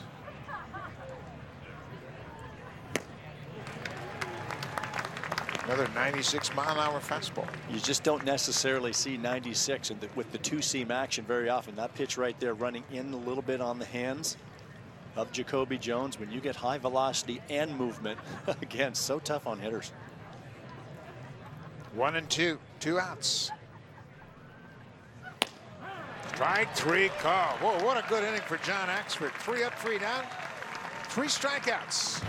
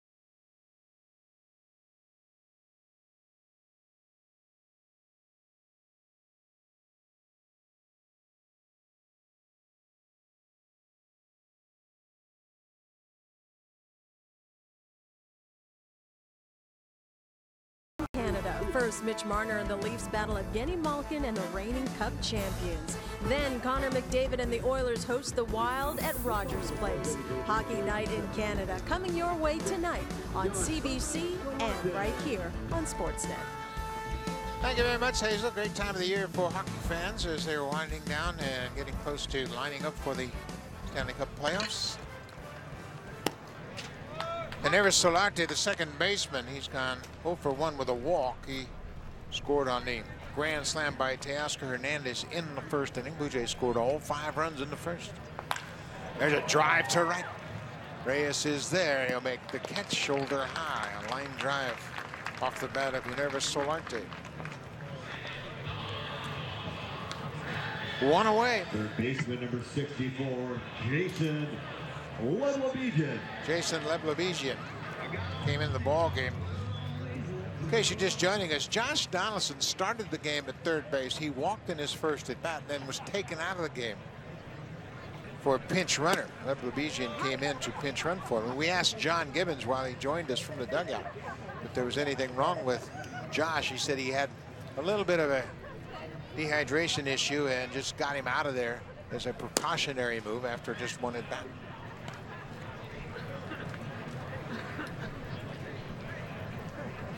Steve Pearce had a similar situation with a calf muscle last week during a Phillies game, and I spoke to him today. He said he's getting close. He was going to do some agility drills and some running today to test whether or not he was ready to get back into game action. And isn't it amazing? You can work out any way you want in the offseason to prepare for spring training, but until you get down into Florida or out to Arizona and get into the Florida heat and doing baseball-specific drills, that's where you see all these little things continue to creep up. High fly ball to right field. Reyes waits on it. He makes the catch. Leblebijian is retired 2 away. You will never simulate these sorts of drills and things when you're working out in the offseason. You're lifting weights in the weight room and you're taking BP and you're taking ground balls, but you're not out there running the bases. You're not really doing agility like you would in the middle of the infield. Just a very different mode on your body. Well, Joe, you know what it feels like to get back in the spring and start playing baseball again. You get excited. You start to have some fun. You hit a ball to the shortstop, you think, hey, I can get a hit. That little extra effort, sometimes your muscles aren't ready to respond that quickly. But the Blue Jays, I think, have had a very different camp this year. Hazel May mentioned it in the top of the show, how they've had an added bit of focus on fundamentals. More focus on base running, a little more focus on cutoffs and relays, trying to make sure that they address all the fundamental issues. The Blue Jays over the last 5 seasons are 22 games under 500 for the month of April. They've got to turn that around. Morales hits a high fly ball to left. Quick inning for Buck Farmer. The Blue Jays go quietly in their half of the 5th. We'll go to the 6th. 5-0 Blue Jays.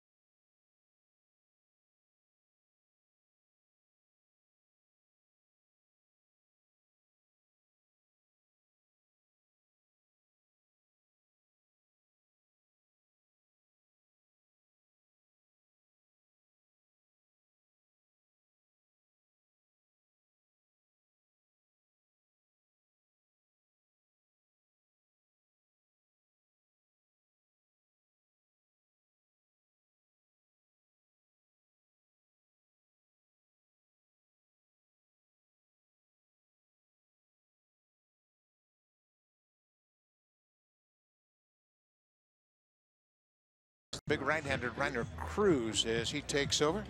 Jaime Garcia started. He went 3 innings, followed by Albuquerque, an inning of 1 hit ball. John Axford had an impressive outing in the 5th.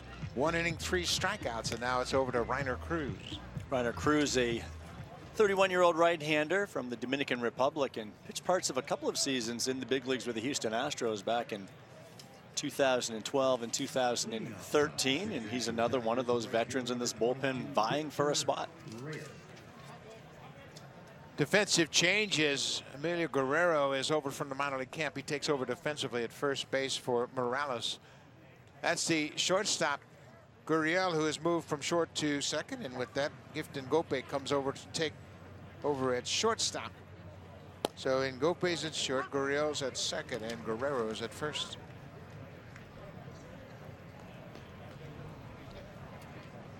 Victor Reyes, a switch hitter, batting left-handed for the first time.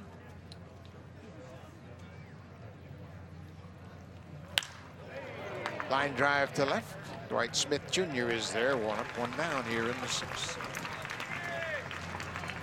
Well, we've got some news that my partner Joe Siddle will no longer be on the radio. Joe was Jerry Howard's partner for 4 years on the radio broadcast for the Blue Jays. And Joe, you're going to be the pre and post game analyst for the Blue Jays this year. Congratulations. Well, thank you. I'm looking forward to it, Buck, and joining Jamie Campbell in studio. So we'll do a little pre and post game. Of course, we'll jump in during the broadcast as well. And then afterwards, we send it back to you and Tabby. But I'm looking forward to doing a little more work on the TV side. Good for you. And it's going to be a nice addition to that show. And there's also a couple other guys that are going to join from time to time. But you're going to do, what, about 140 pre and post game shows? About 140 games with Jamie, and Kevin Barker, of course, and Cliff Floyd will chime in as well.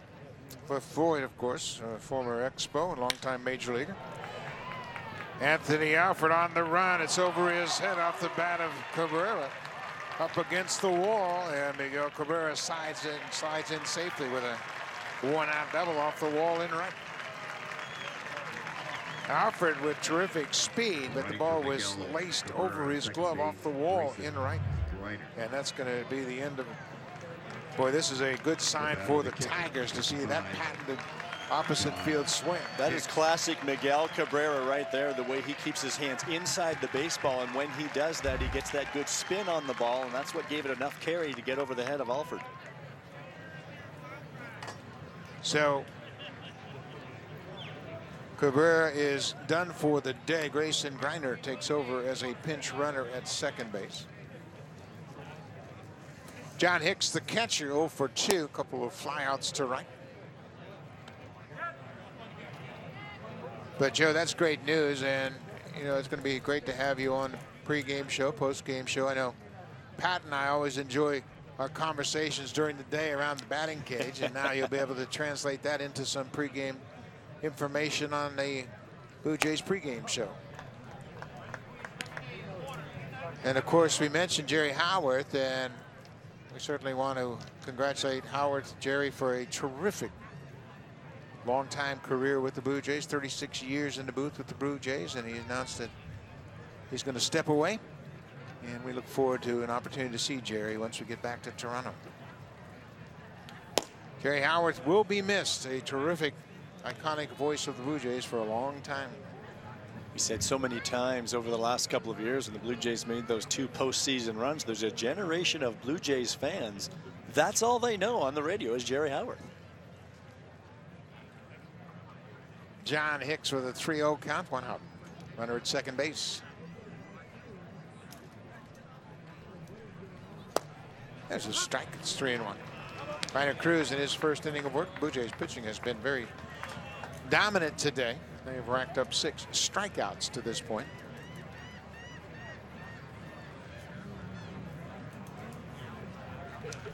We'll be back on the air tomorrow as the Pirates will be here. Joe Biagini will get to start for the Blue Jays. There's a deep drive to right. Alford giving chase. This ball is going to be gone. Ball went between the fence, and it's going to be a ground rule double. Didn't go over that yellow line in right. It went between the netting and the permanent fence in right field. So Hicks will end up with a ground rule double. And the Tigers are on the board. You can see at the top of that fence there's a netting above it, and Anthony Alford was there to play the carom, but it snuck right over the top of that fence. You see the yellow line above. That's the home run line, that yellow padding up top of the Cyclone fence there. So it's a ground rule double and an RBI for the catcher.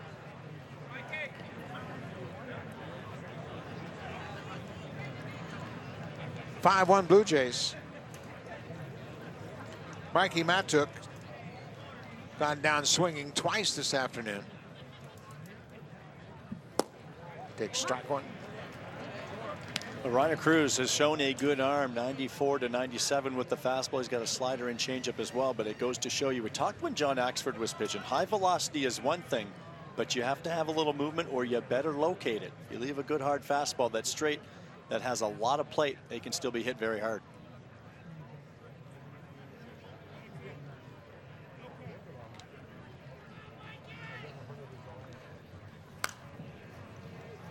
Matuk late on that fastball. He's behind 0-2.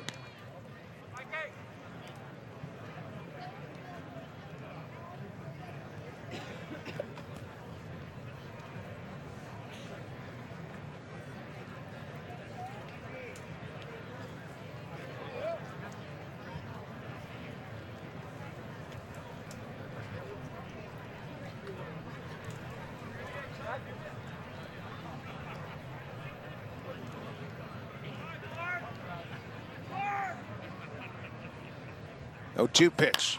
Ground ball pulled to third. Big hop for Leblebijian. Matuk's retired. He's 0 for 3. We mentioned Biagini, the starter for Sunday's game. Also listed for pitching on Sunday, Danny Barnes, the right-hander, Matt Dermody, Deck McGuire back with the Blue Jays, Luis Santos, possibly Jose Fernandez, Justin and Schaefer, maybe Andrew Case, the Canadian. So Pete Walker is out to make a pitching change, and this is something we have seen. Cruz is out. Craig Breslow, a lefty, comes in to face Jim Adduci, a left-handed hitter. 73, Craig.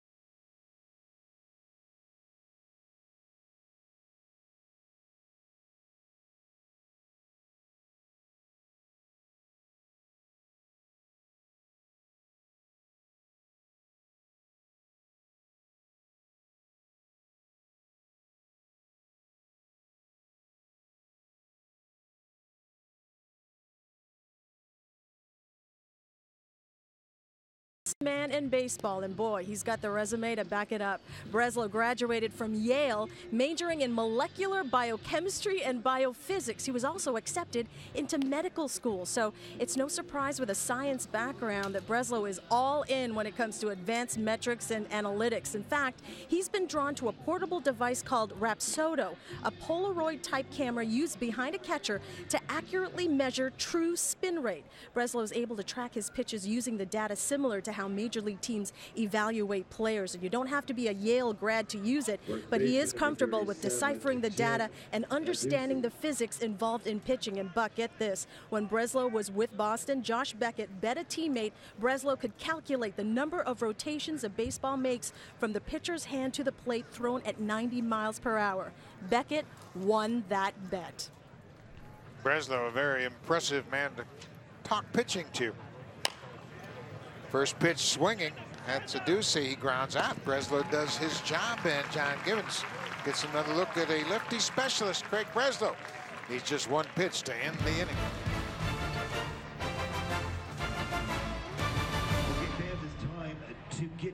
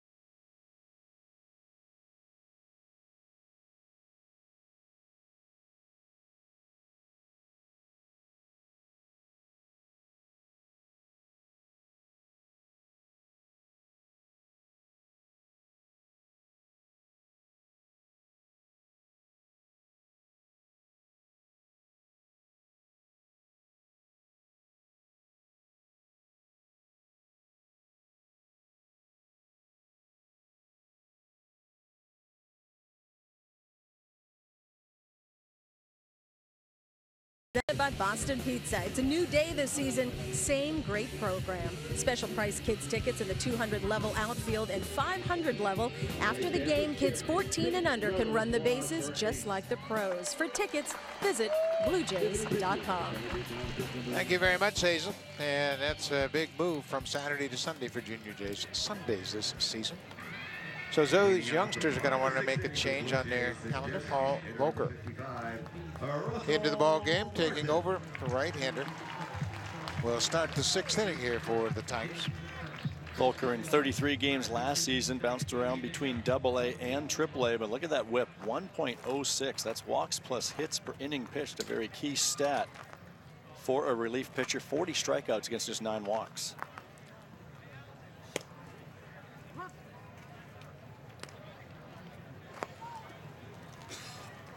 Russell Martin, the DH, has walked and scored. He's also grounded out to third. Tigers have out-hit the Blue Jays 6-4. But 2 swings with the bat have accounted for all 5 runs. A leadoff home run by Curtis Granderson in the first, and a grand slam by Teoscar Hernandez also in the first inning, accounting for all the Blue Jay runs.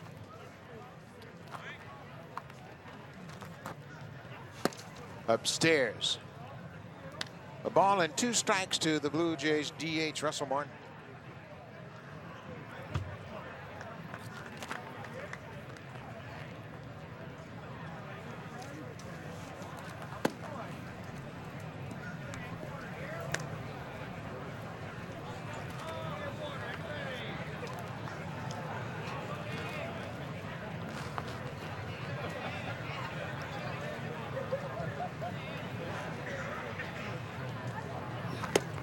Martin with big swing and a miss at a high fastball, 1 away. Play of the game brought to you by Scott's Lawn Response 911, a 3-in-1 solution that rescues your lawn. Teoscar Hernandez showed that power in a Blue Jays uniform last year, and he got a fastball right over the middle of the plate here this afternoon from the starter Mike Fiers. This grand slam put the Blue Jays up 5-0 in the first inning. The Tigers have tacked one on, but Blue Jays still up 4 behind the power of Teoscar Hernandez. First pitch strike to Hernandez. Teoscar that grand slam in the first. He struck out swinging into third.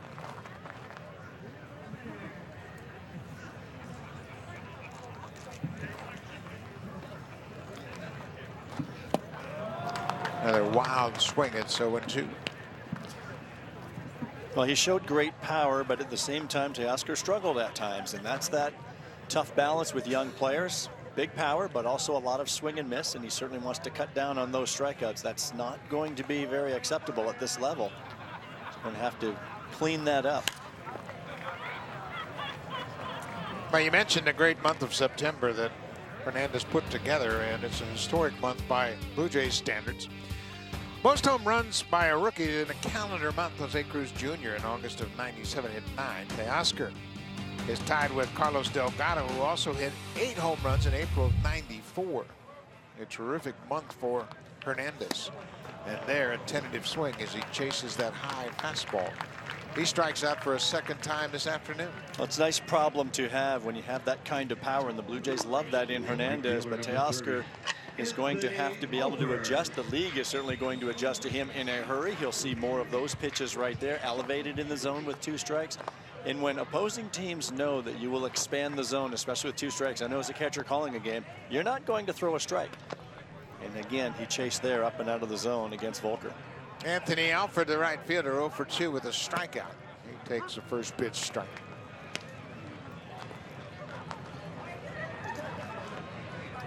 Anthony, a former college quarterback, a terrific 2-sport athlete all throughout his high school days. Ground ball to short. Big hop for Alcantara. He better hurry in time as Alford is retired. He finishes 0 for 3 with a ground out to short. We'll go to the 7th. Blue Jays lead it 5-1.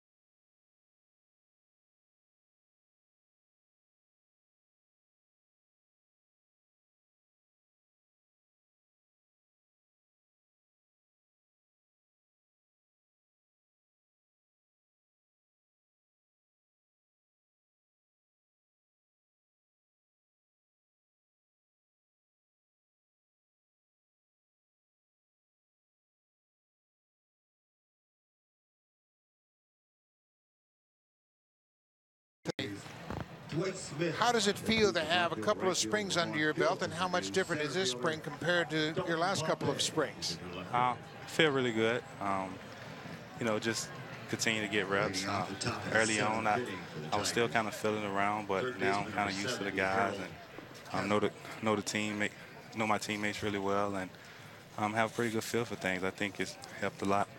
Anthony, everyone talks so much about your transition from football to baseball, and baseball is a different skill set, no question. What have you found to be the most difficult in this transition? Mainly just having to come out and play every day. You know, in football, you play once a week. You have a week to recover from games, but in baseball, whether you have success or failure, you have to come back out and compete the next day. That's the toughest thing, just learning to hit that reset button every day. Anthony, we've seen some great two-way athletes in the past. Kurt Gibson, of course, with the Tigers for so many years, the great Bo Jackson. But did you ever have a chance to talk to any of those former two-way athletes that made the transition to baseball? I haven't, but I mean, a guy like Bo Jackson, he was kind of like my idol growing up. Wanted to kind of be like him, but the game has changed a lot from the time he's played, obviously. Now I think it's very hard to do these days. It's kind of like you got to commit to one. It's kind of hard to play both these days. Anthony, you've got a lot of great guys around you, and you have throughout your career. You've got Tim Raines down in the minor leagues. You've got Devon White, who's been with you now all throughout this spring and last year. What do they give you advice? I mean, Devon was kind of like you, and then he was a high school basketball player before he really committed to baseball. What kind of advice has Devon White given you? Mainly just we've been working a lot on defense, and he's a guy who's won multiple Gold Gloves, and I think he can help me out a lot with my defense, and just a few tips here and there. And we've been working really hard this spring, a lot of one-on-one stuff. You started as a quarterback in college, right, Anthony, and then you transitioned to safety. Is there anything from either one of those positions that's helped you more in baseball? I would say from the safety part of it is just being athletic and having ball skills and running down the ball when it's in the air. I think that's the main thing that's helped me. But besides that, I mean, it's kind of hard to just come from a football field and just start playing baseball full time and have success. I think you really got to have that, have those reps in baseball to get better at it. Anthony, last year you got into 4 games, and then unfortunately you had that fractured hand with your hamate bone. But those 4 games, did that give you encouragement that you were on the right path, that you did have a chance to play in the major leagues as an everyday outfielder? Yes, I mean, when I committed to it, I mean, that was the ultimate goal, to get to the bigs. I mean, I got there, and now the next step is just getting there and staying. So I don't regret my decision, as you can see, but I'm very confident about the decision I made. I think there's not many people around the Blue Jays that regret your decision, Anthony. Well, certainly thank you for your time, and congratulations on a great start to your spring. Thank you very much, Anthony. Thank you. Anthony Alford, boy, he has made some impressions, and Craig Breslow finishes off his afternoon. An inning in the 3rd for Breslow. He's retired all 4. Okay, fans, it's time for the 7th inning stretch. Stanton stretch it out to the 7th.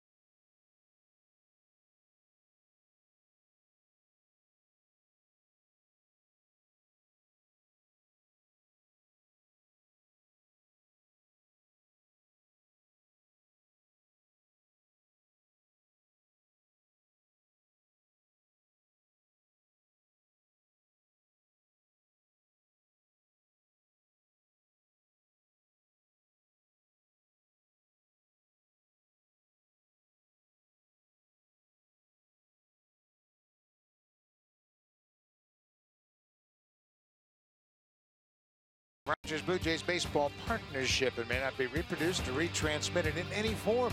And the accounts and descriptions of this game may not be disseminated without the express written consent of Rogers Blue Jays baseball partnership. When you're in Florida, you get a chance to see a lot of osprey, and they make their nests around the ballpark and any light tower they can find, and they're just a couple of wing beats away from the water and a nice meal down there. New pitcher for the Tigers is Drew Verhagen. Verhagen into 24 games. Verhagen, a 4th-round pick of the Detroit Tigers back in 2012 out of Vanderbilt. Pitched in 24 games last season, mostly out of the bullpen. Made 2 starts, but that ERA just under 6. He's pitched for the Tigers in each of the last 4 seasons, but just trying to solidify himself at the major league level.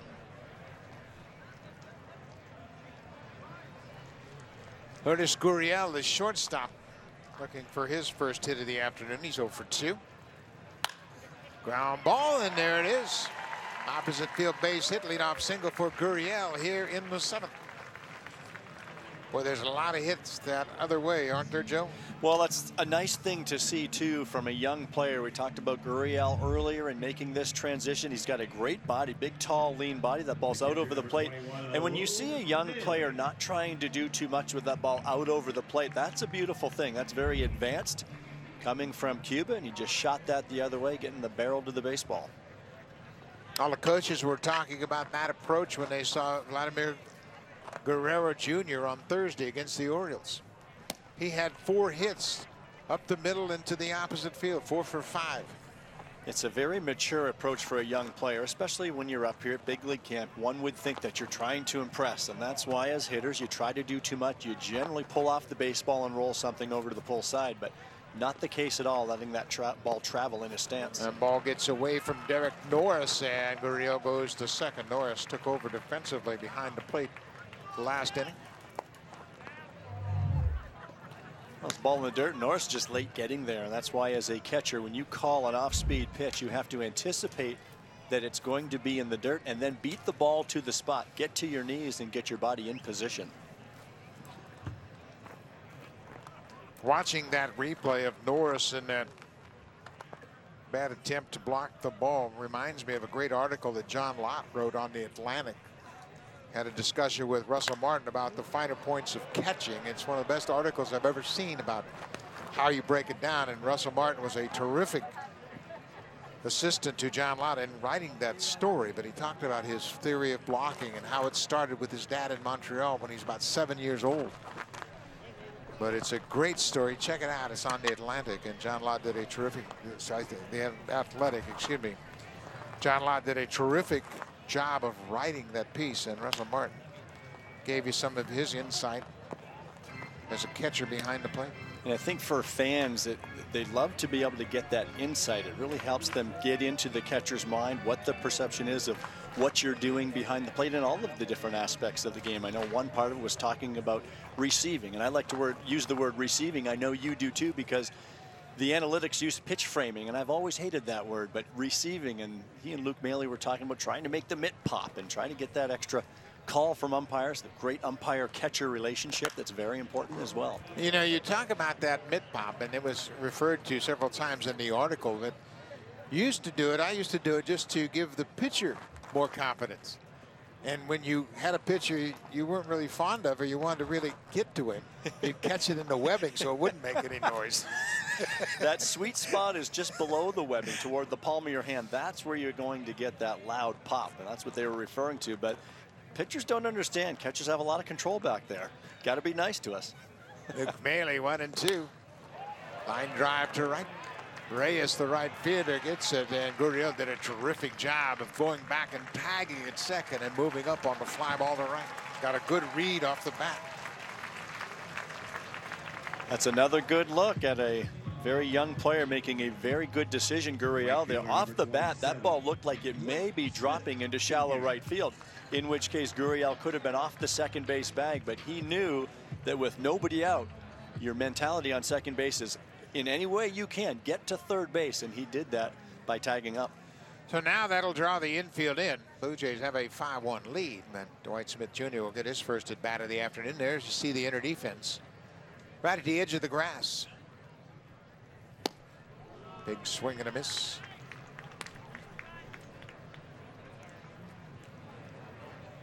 Fine line here with the infield in of trying to get something that you can elevate as a hitter to the outfield and actually working underneath the baseball too much. So it's very important, but you really, as a hitter, you try to keep the ball off the ground in this situation with the infield in. Off-speed pitch for strike 2. Tigers have made several defensive changes, especially on the infield. Pinheiro is at third, Simcox at short, Cosma at second, and Espinal at first. 0-2. There's a drive to right. That'll score a run. Gurriel tagging up at third. He'll come in easily. Nice job by Dwight Smith Jr. An 0-2 pitch gets the sac fly to right. Well, there's a run that the Blue Jays manufactured after the single to right by Gurriel. He moved to second on a wild pitch, advanced on a fly ball to right, and scores on a sac fly. A lot of good things happening this inning. First of all, we talked about Gurriel going the other way with that leadoff single, but then a nice decision. Maley trying to hit the ball to the right side of the field, and he's able to move Gurriel over to third. And then Dwight Smith, there it is, getting the ball in the air. It sounded like he broke his bat. Didn't get all of it, but he got it up in the air deep enough to easily score the Blue Jays shortstop. Giftin Gope getting his first plate appearance, batting in the 2 spot. And ever Solarte started, he went 0 for 2 with a walk. And Gope playing in his 12th game of the spring is 2 for 18.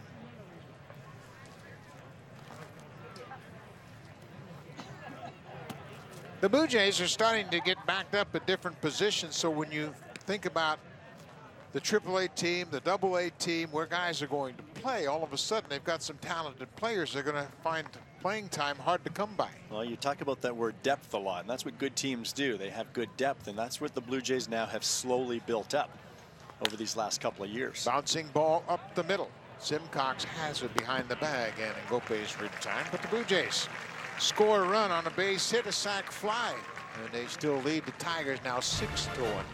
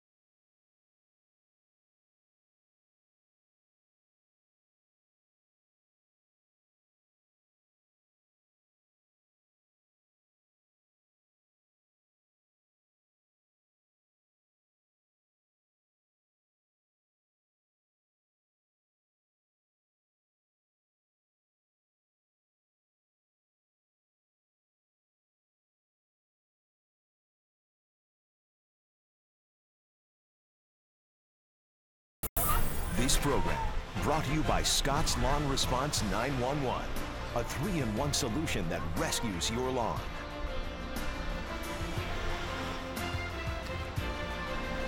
Back here in Florida, Blue Jays set to start the top of the 8th inning, and they'll deal with a new pitcher. Chris Raleigh comes in out of the bullpen to take over here in the 8th.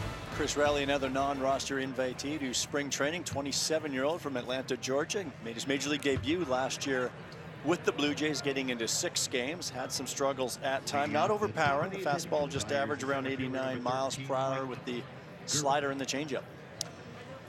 Danny Jansen also takes over behind the plate defensively after Luke Maile caught the first 7 innings.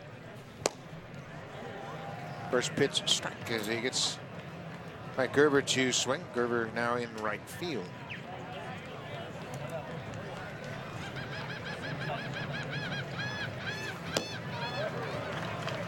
Oh, 2. One thing we saw with Rowley when he first came up last year was he's a strike thrower. He'll come after you. The unique distinction that Rowley has is he's the first West Point graduate to pitch in the big leagues. Out of high school, he had an opportunity to go to Mercer College and maybe pitch out of the bullpen, but West Point offered him the opportunity to become a starter. Of course, with that came a military commitment, so he had to put his baseball career on hold for a couple of years. Fly ball to left field. Pompey with a long run. That ball's going to slice out of play onto the warning track. Upon graduation, Rowley came to the Gulf Coast League in 2013. Played a little bit and then had to go to active duty with the U.S. Army.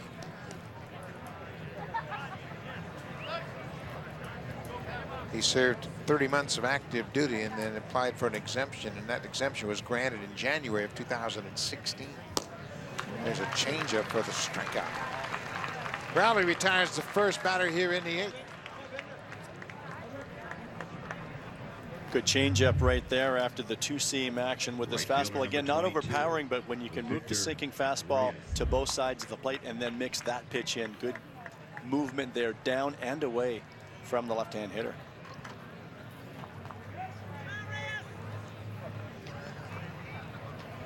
Victor Reyes, right fielder, has gone all the way today.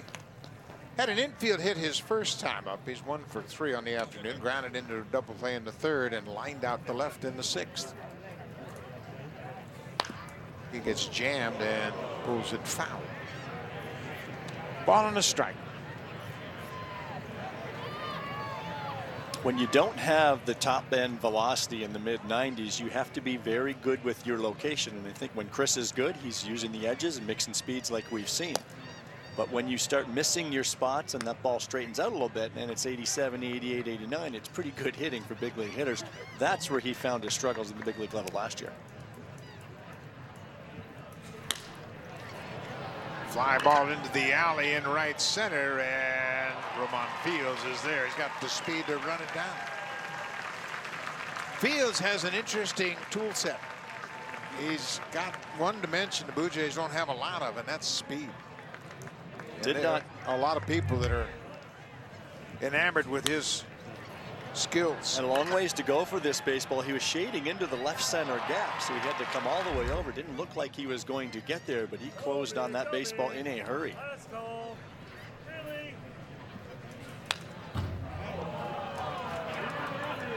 Grayson Griner took over for Miguel Cabrera as a pinch runner back in the 6th after Cabrera hit a double off the wall in right center.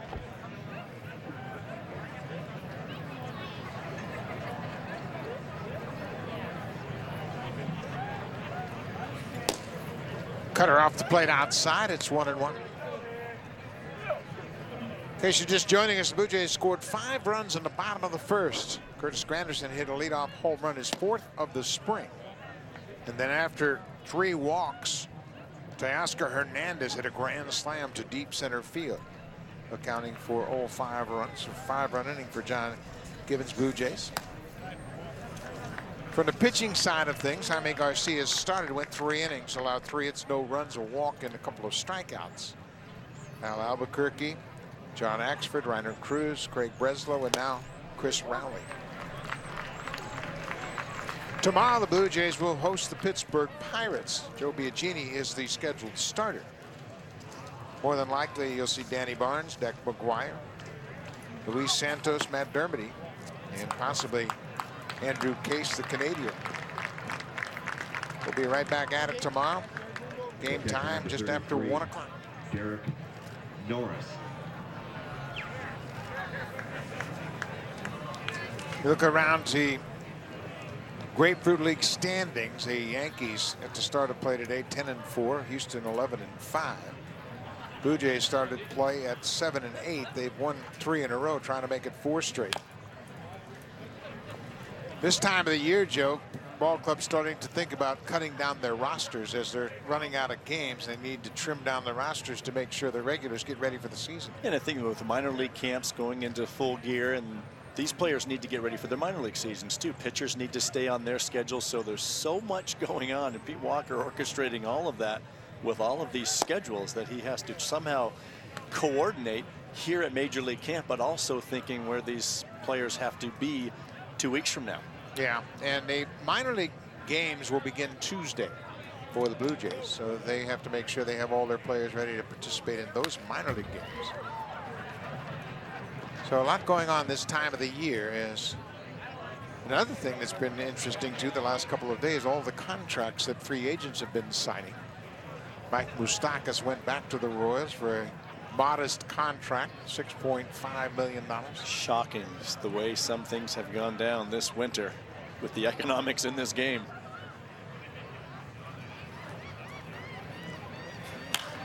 Line drive to left field off the bat of Derek Norris, the catcher. His first plate appearance of the afternoon.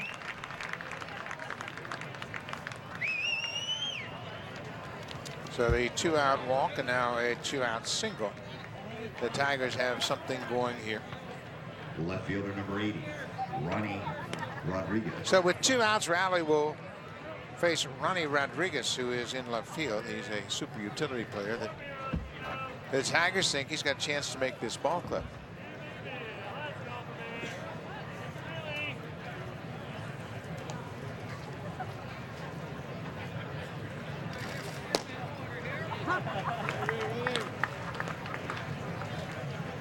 There were several signings early on in this offseason, but there are a lot of big names when you get back to the free agency and these contracts that were bypassed. But you thought in December, okay, it's only December still. Then January rolled around. You thought, well, it's only January still. But then February rolled around, and now March is here, and there are still some very big names waiting to sign contracts, and that's where the Blue Jays just picked up Tyler Clippard the other day.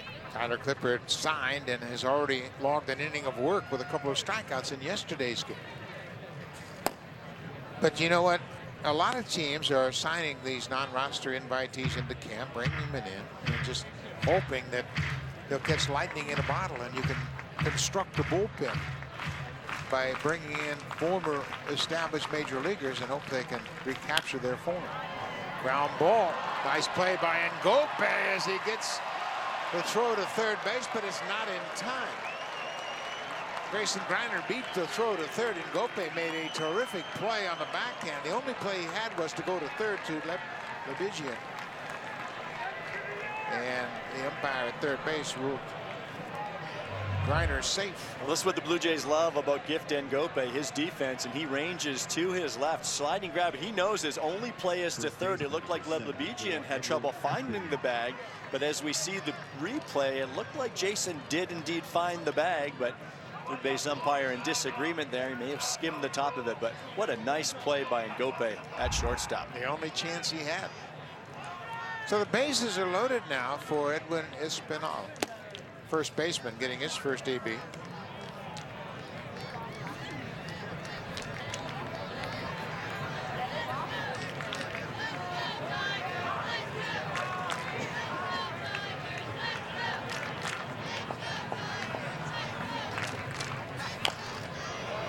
Foul.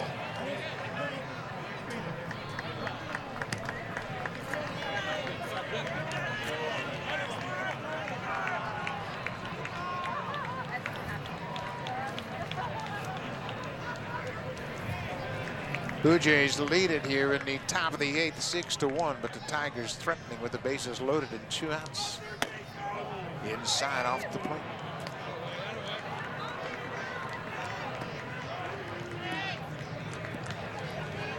That's where John Gibbons has those conversations with Pete Walker. Rowley getting into a little trouble this inning. The bullpen is active, and I'm sure that's where they're saying try to get him through the inning, of course. But at the same time, they're keeping an eye on pitchers' pitch counts and the workloads. Chad Jurado starting to loosen up.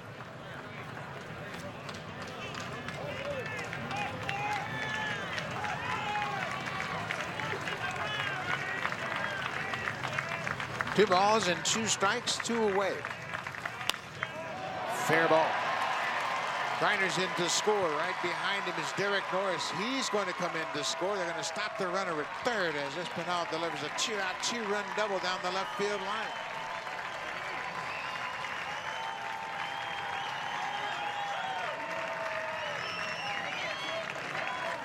So Espinal keeps it fair just inside the bag at third base, and Chris Rowley, a 2-out walk proved to be costly as the Tigers have cashed in a pair here in the 8th. We'll have a pitching change. Chad Girardo coming on.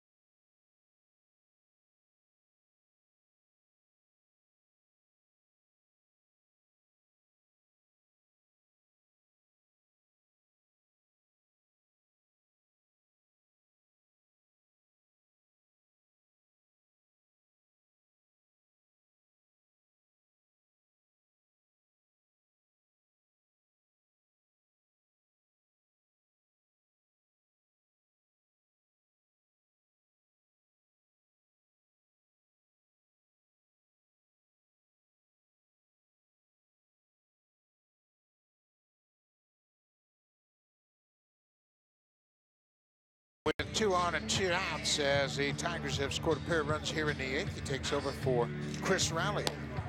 Girardo pitched in 14 games for the Blue Jays out of the bullpen back in 2016, and last year spent most of his time at AAA Buffalo pitching that ERA just over 3, but combined he's got that ERA under 3, and there's another left-hander. When the Blue Jays, of course, he's got to be in that mix. All of these left-handers are in that mix. Aaron Loup seems to be the left-hander out of the Blue Jays bullpen as we speak, and I know Pete Walker would love one more lefty type guy, specialist perhaps. We saw Craig Breslow today. He's one of those candidates. Girardo pitching in his 5th game this spring. Misses. No, he catches the outside corner with the first pitch.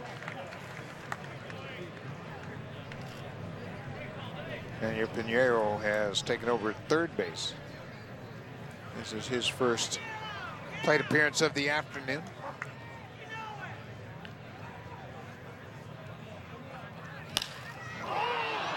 High fly ball to right. Dwight Smith Jr. has moved from left to right. He waits on it, and Girardo strands a pair.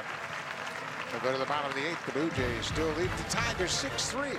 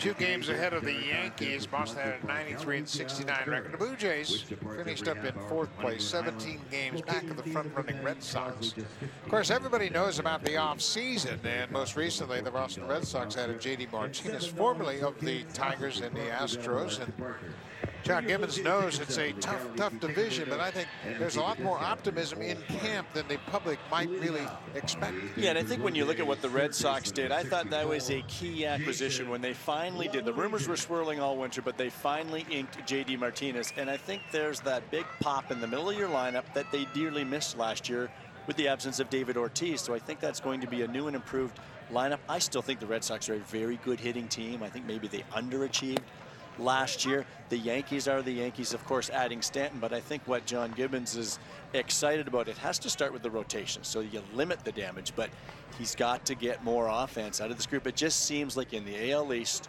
you have got to score runs and you've got to bop. Of course, the Blue Jays didn't score many runs at all last year, as they were last in the league in runs scored. But a year ago, Blue Jays were 7-12 against the Orioles, 6-13 against the Red Sox, 10-9 against the Yankees, and 10-9 against Tampa Bay. You're going to have to improve on those numbers if you hope to contend in the American League East. But it's interesting, you know, everybody's ready to make it a 2-team race in the East, and I think it's going to be a little bit different than that. When you look at the makeup of the 2 ball clubs, who knows what David Price is going to do. We expect him to be better than he was last year, but you know, Chris Sale kind of ran out of gas at the end of the season, didn't have that dominance that you expect. Rick Porcello, who won the Cy Young 2 years ago, had a down season. There's still some question marks. And I think that's where we talked about the Blue Jays rotation earlier, and especially when you have 2 young guys like Sanchez and Stroman, but then you have that middle of the rotation with the veterans Estrada and Happ, and if they can just both be themselves, I think that's going to be more than enough. And we talked a lot earlier today about Jaime Garcia rounding out a rotation as a veteran, providing that durability. It's a big if for any team to stay healthy, but if this rotation stays healthy, I think they're as good as anyone in the American League East. And if you limit runs, now you just have to find a way to score them. But I think Pete Walker will have his homework to do each and every series in this division. There's no question, because those are 2 pretty tough offenses to battle. Yeah, and we talked about the pitching ranks overall. The Blue Jays starters were 7th in ERA, 12th in hits per 9 innings. And, you know, you still have to pitch, and Pete Walker knows that. And you've got to have a little bit more consistency, especially from your starters. You know, Joe, you and I have talked about this often, how everybody talks about, well, you know, you just beef up bullpens and just send the relievers out there all the time. You got to have good starting pitching to win. You have to get your starters, and we know what's happening in the game now. The average is just over 5 innings per start. Teams are using bullpens more than ever, and you just can't do that again. Ryan Tepera and Danny Barnes were worked last year, and Pete talked about that too. He's got to be careful with them here in spring training and as you get into the season, because you can have that effect the next season. Yeah, the starting pitching in baseball overall, of the 30 teams last year, only 1 team averaged 6 innings per start from their starters. 1 team out of 30 got an average of 6 innings per start, and that team was the Washington Nationals. Of course, they're led by Scherzer in Strasburg, but you just have to have consistent starting pitching to keep a team in the game. You know what it's like as a hitter. When you see your starter give up 3 and 4 and 5 runs early in a ball game, it's always playing catch up, and then you wonder how many runs is it going to take tonight. And I think especially when your offense isn't the offense from 2015 or 16, because you know it's going to be battle to score runs anyways. Now you're down early, and that problem is magnified. We talked earlier about the struggles in April and how the Blue Jays need to get off to a better start. Well, now it becomes a bit of a mental game. Now you get off to a bad start, and you're just all looking in the mirror saying, uh-oh, here we go again, and you're defeated.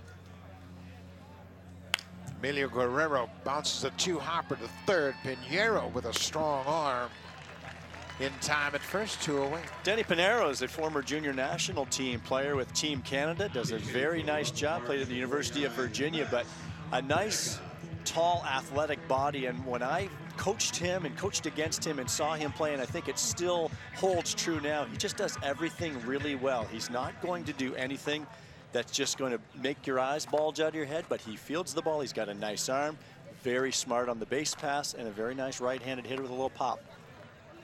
Max Pentecost is pinch hitting for Russell Martin in the DH spot.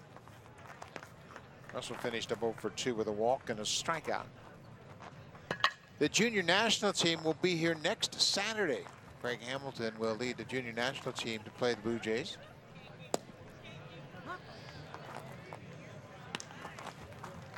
They have some very, very good young players who are projected to be potential first-round draft picks coming up. And they'll be on display next Saturday, and we'll have it for you here on Sportsnet, so make sure you check that out. You know, the junior national team, Joe, and I know you know this, your son played a couple of years on the junior national team, and they average 4 or 5 drafted players off the team each and every year. So the improvement has been dramatic for that program. Pentecost swings and misses. It's 2 balls and 2 strikes. It's amazing to see how far that program has come, and we've seen a couple pitch in these games against the Blue Jays. Mike Soroka is one I remember watching here, had his struggles that day, but he is off and running in his career. Should be in AAA this season with the Atlanta Braves. Yeah, he pitched here the other day when Atlanta was here in Dunedin and had a very good inning of work. Nolan Naylor is on the junior national team, and he's projected to be a first-round pick in this upcoming June draft. Ben Abram, another pitcher that's got a lot of potential, and Denzel Clark, who's got some interesting bloodlines. He'll be here next weekend, so make sure you check it out. Max Pentecost fouls off a 3-2 pitch.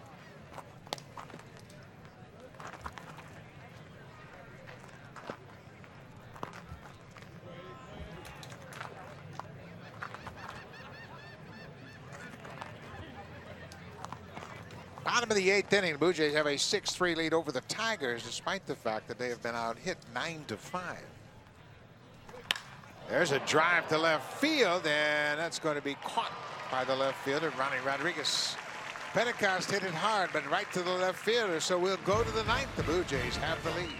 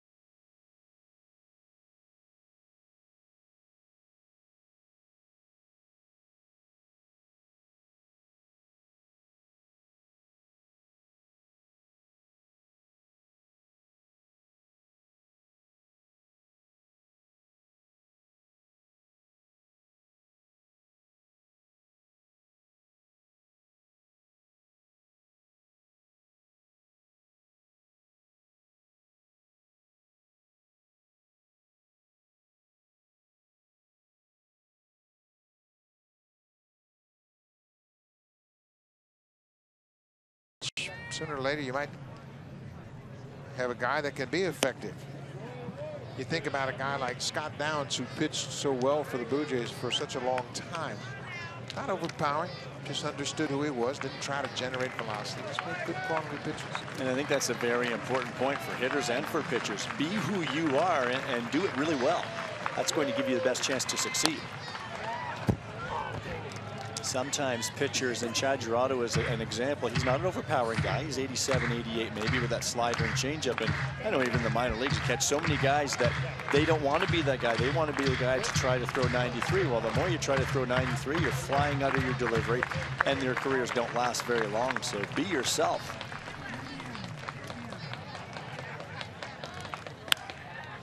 You never really know when something's going to click. And you think about a guy, well, maybe he changed the grip on his ball, maybe like Craig Breslow has done later on in his career. He dropped his arm angle. Breslow talked a lot to Rich Hill about shaping his breaking ball. And Rich Hill has had a tremendous turnaround to his career late in his career. And a base hit, what a good at bat for Mike Gerber. Fouled off several tough pitches and works his way into a one-out single. And it's similar to what we were talking about with John Axford today. Here's a veteran that's been in the big leagues an awful long time, but they're still continuing to adjust and evolve and maybe not throw the curveball as much, but maybe now going to a two-seamer. But I think if young players can see veteran players doing that, they understand more easily that you do have to adapt. You do have to adjust to see what works, and that could be, again, part of the reason why. And when you work with somebody like a Pete Walker, they have a lot of side sessions down in the bullpens where you're trying to create things and figure things out, what might work best for you. Axford will turn 35 on April 1st. But he certainly, once again, displayed a pretty good fastball today. He struck out the side, the only 3 men he faced today. 3 up, 3 down. 3 strikeouts for Axford as he continues to build up his arm strength here in spring training.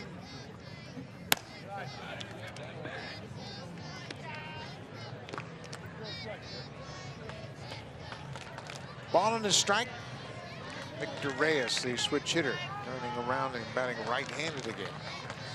Jaime Garcia, the starter for the Blue Jays, went 3 innings, no runs on 3 hits. Garcia is just his second outing of the spring, his first start. Now, this time through the rotation, starters trying to throw 4 innings. Next time we're going to see them throw 5, maybe 6 innings.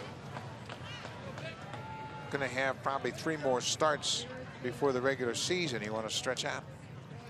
There's a ball hit into right. Bart Smith is there, and Reyes is retired.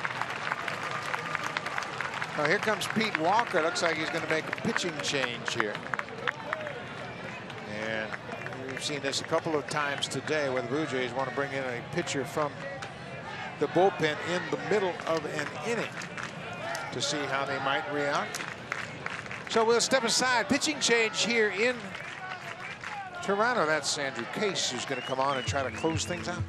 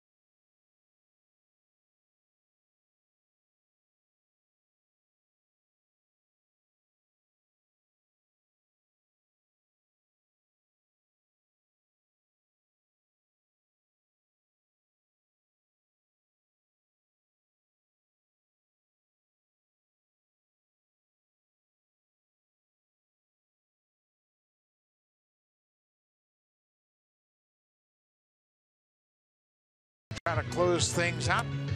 Tigers have 2 on, and They trail by 3, so Case see his numbers in 50 games across 3 levels last year. Trying to get the last out of this ball game. Most of that was at the AA level last season. He kept his ERA under 3, a whip just over 1, 64 strikeouts in his 66 innings of work. That's always very impressive, and he's getting an opportunity to get the final out of this ball game.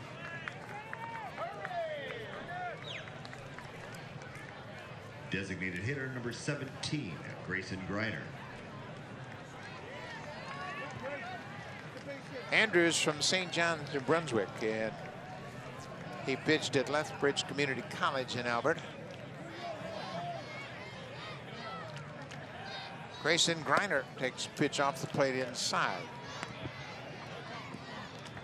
Andrew had a terrific run in the Arizona Fall League pitching for Peoria. He pitched in 8 games, total of 10 innings, and didn't allow an earned run.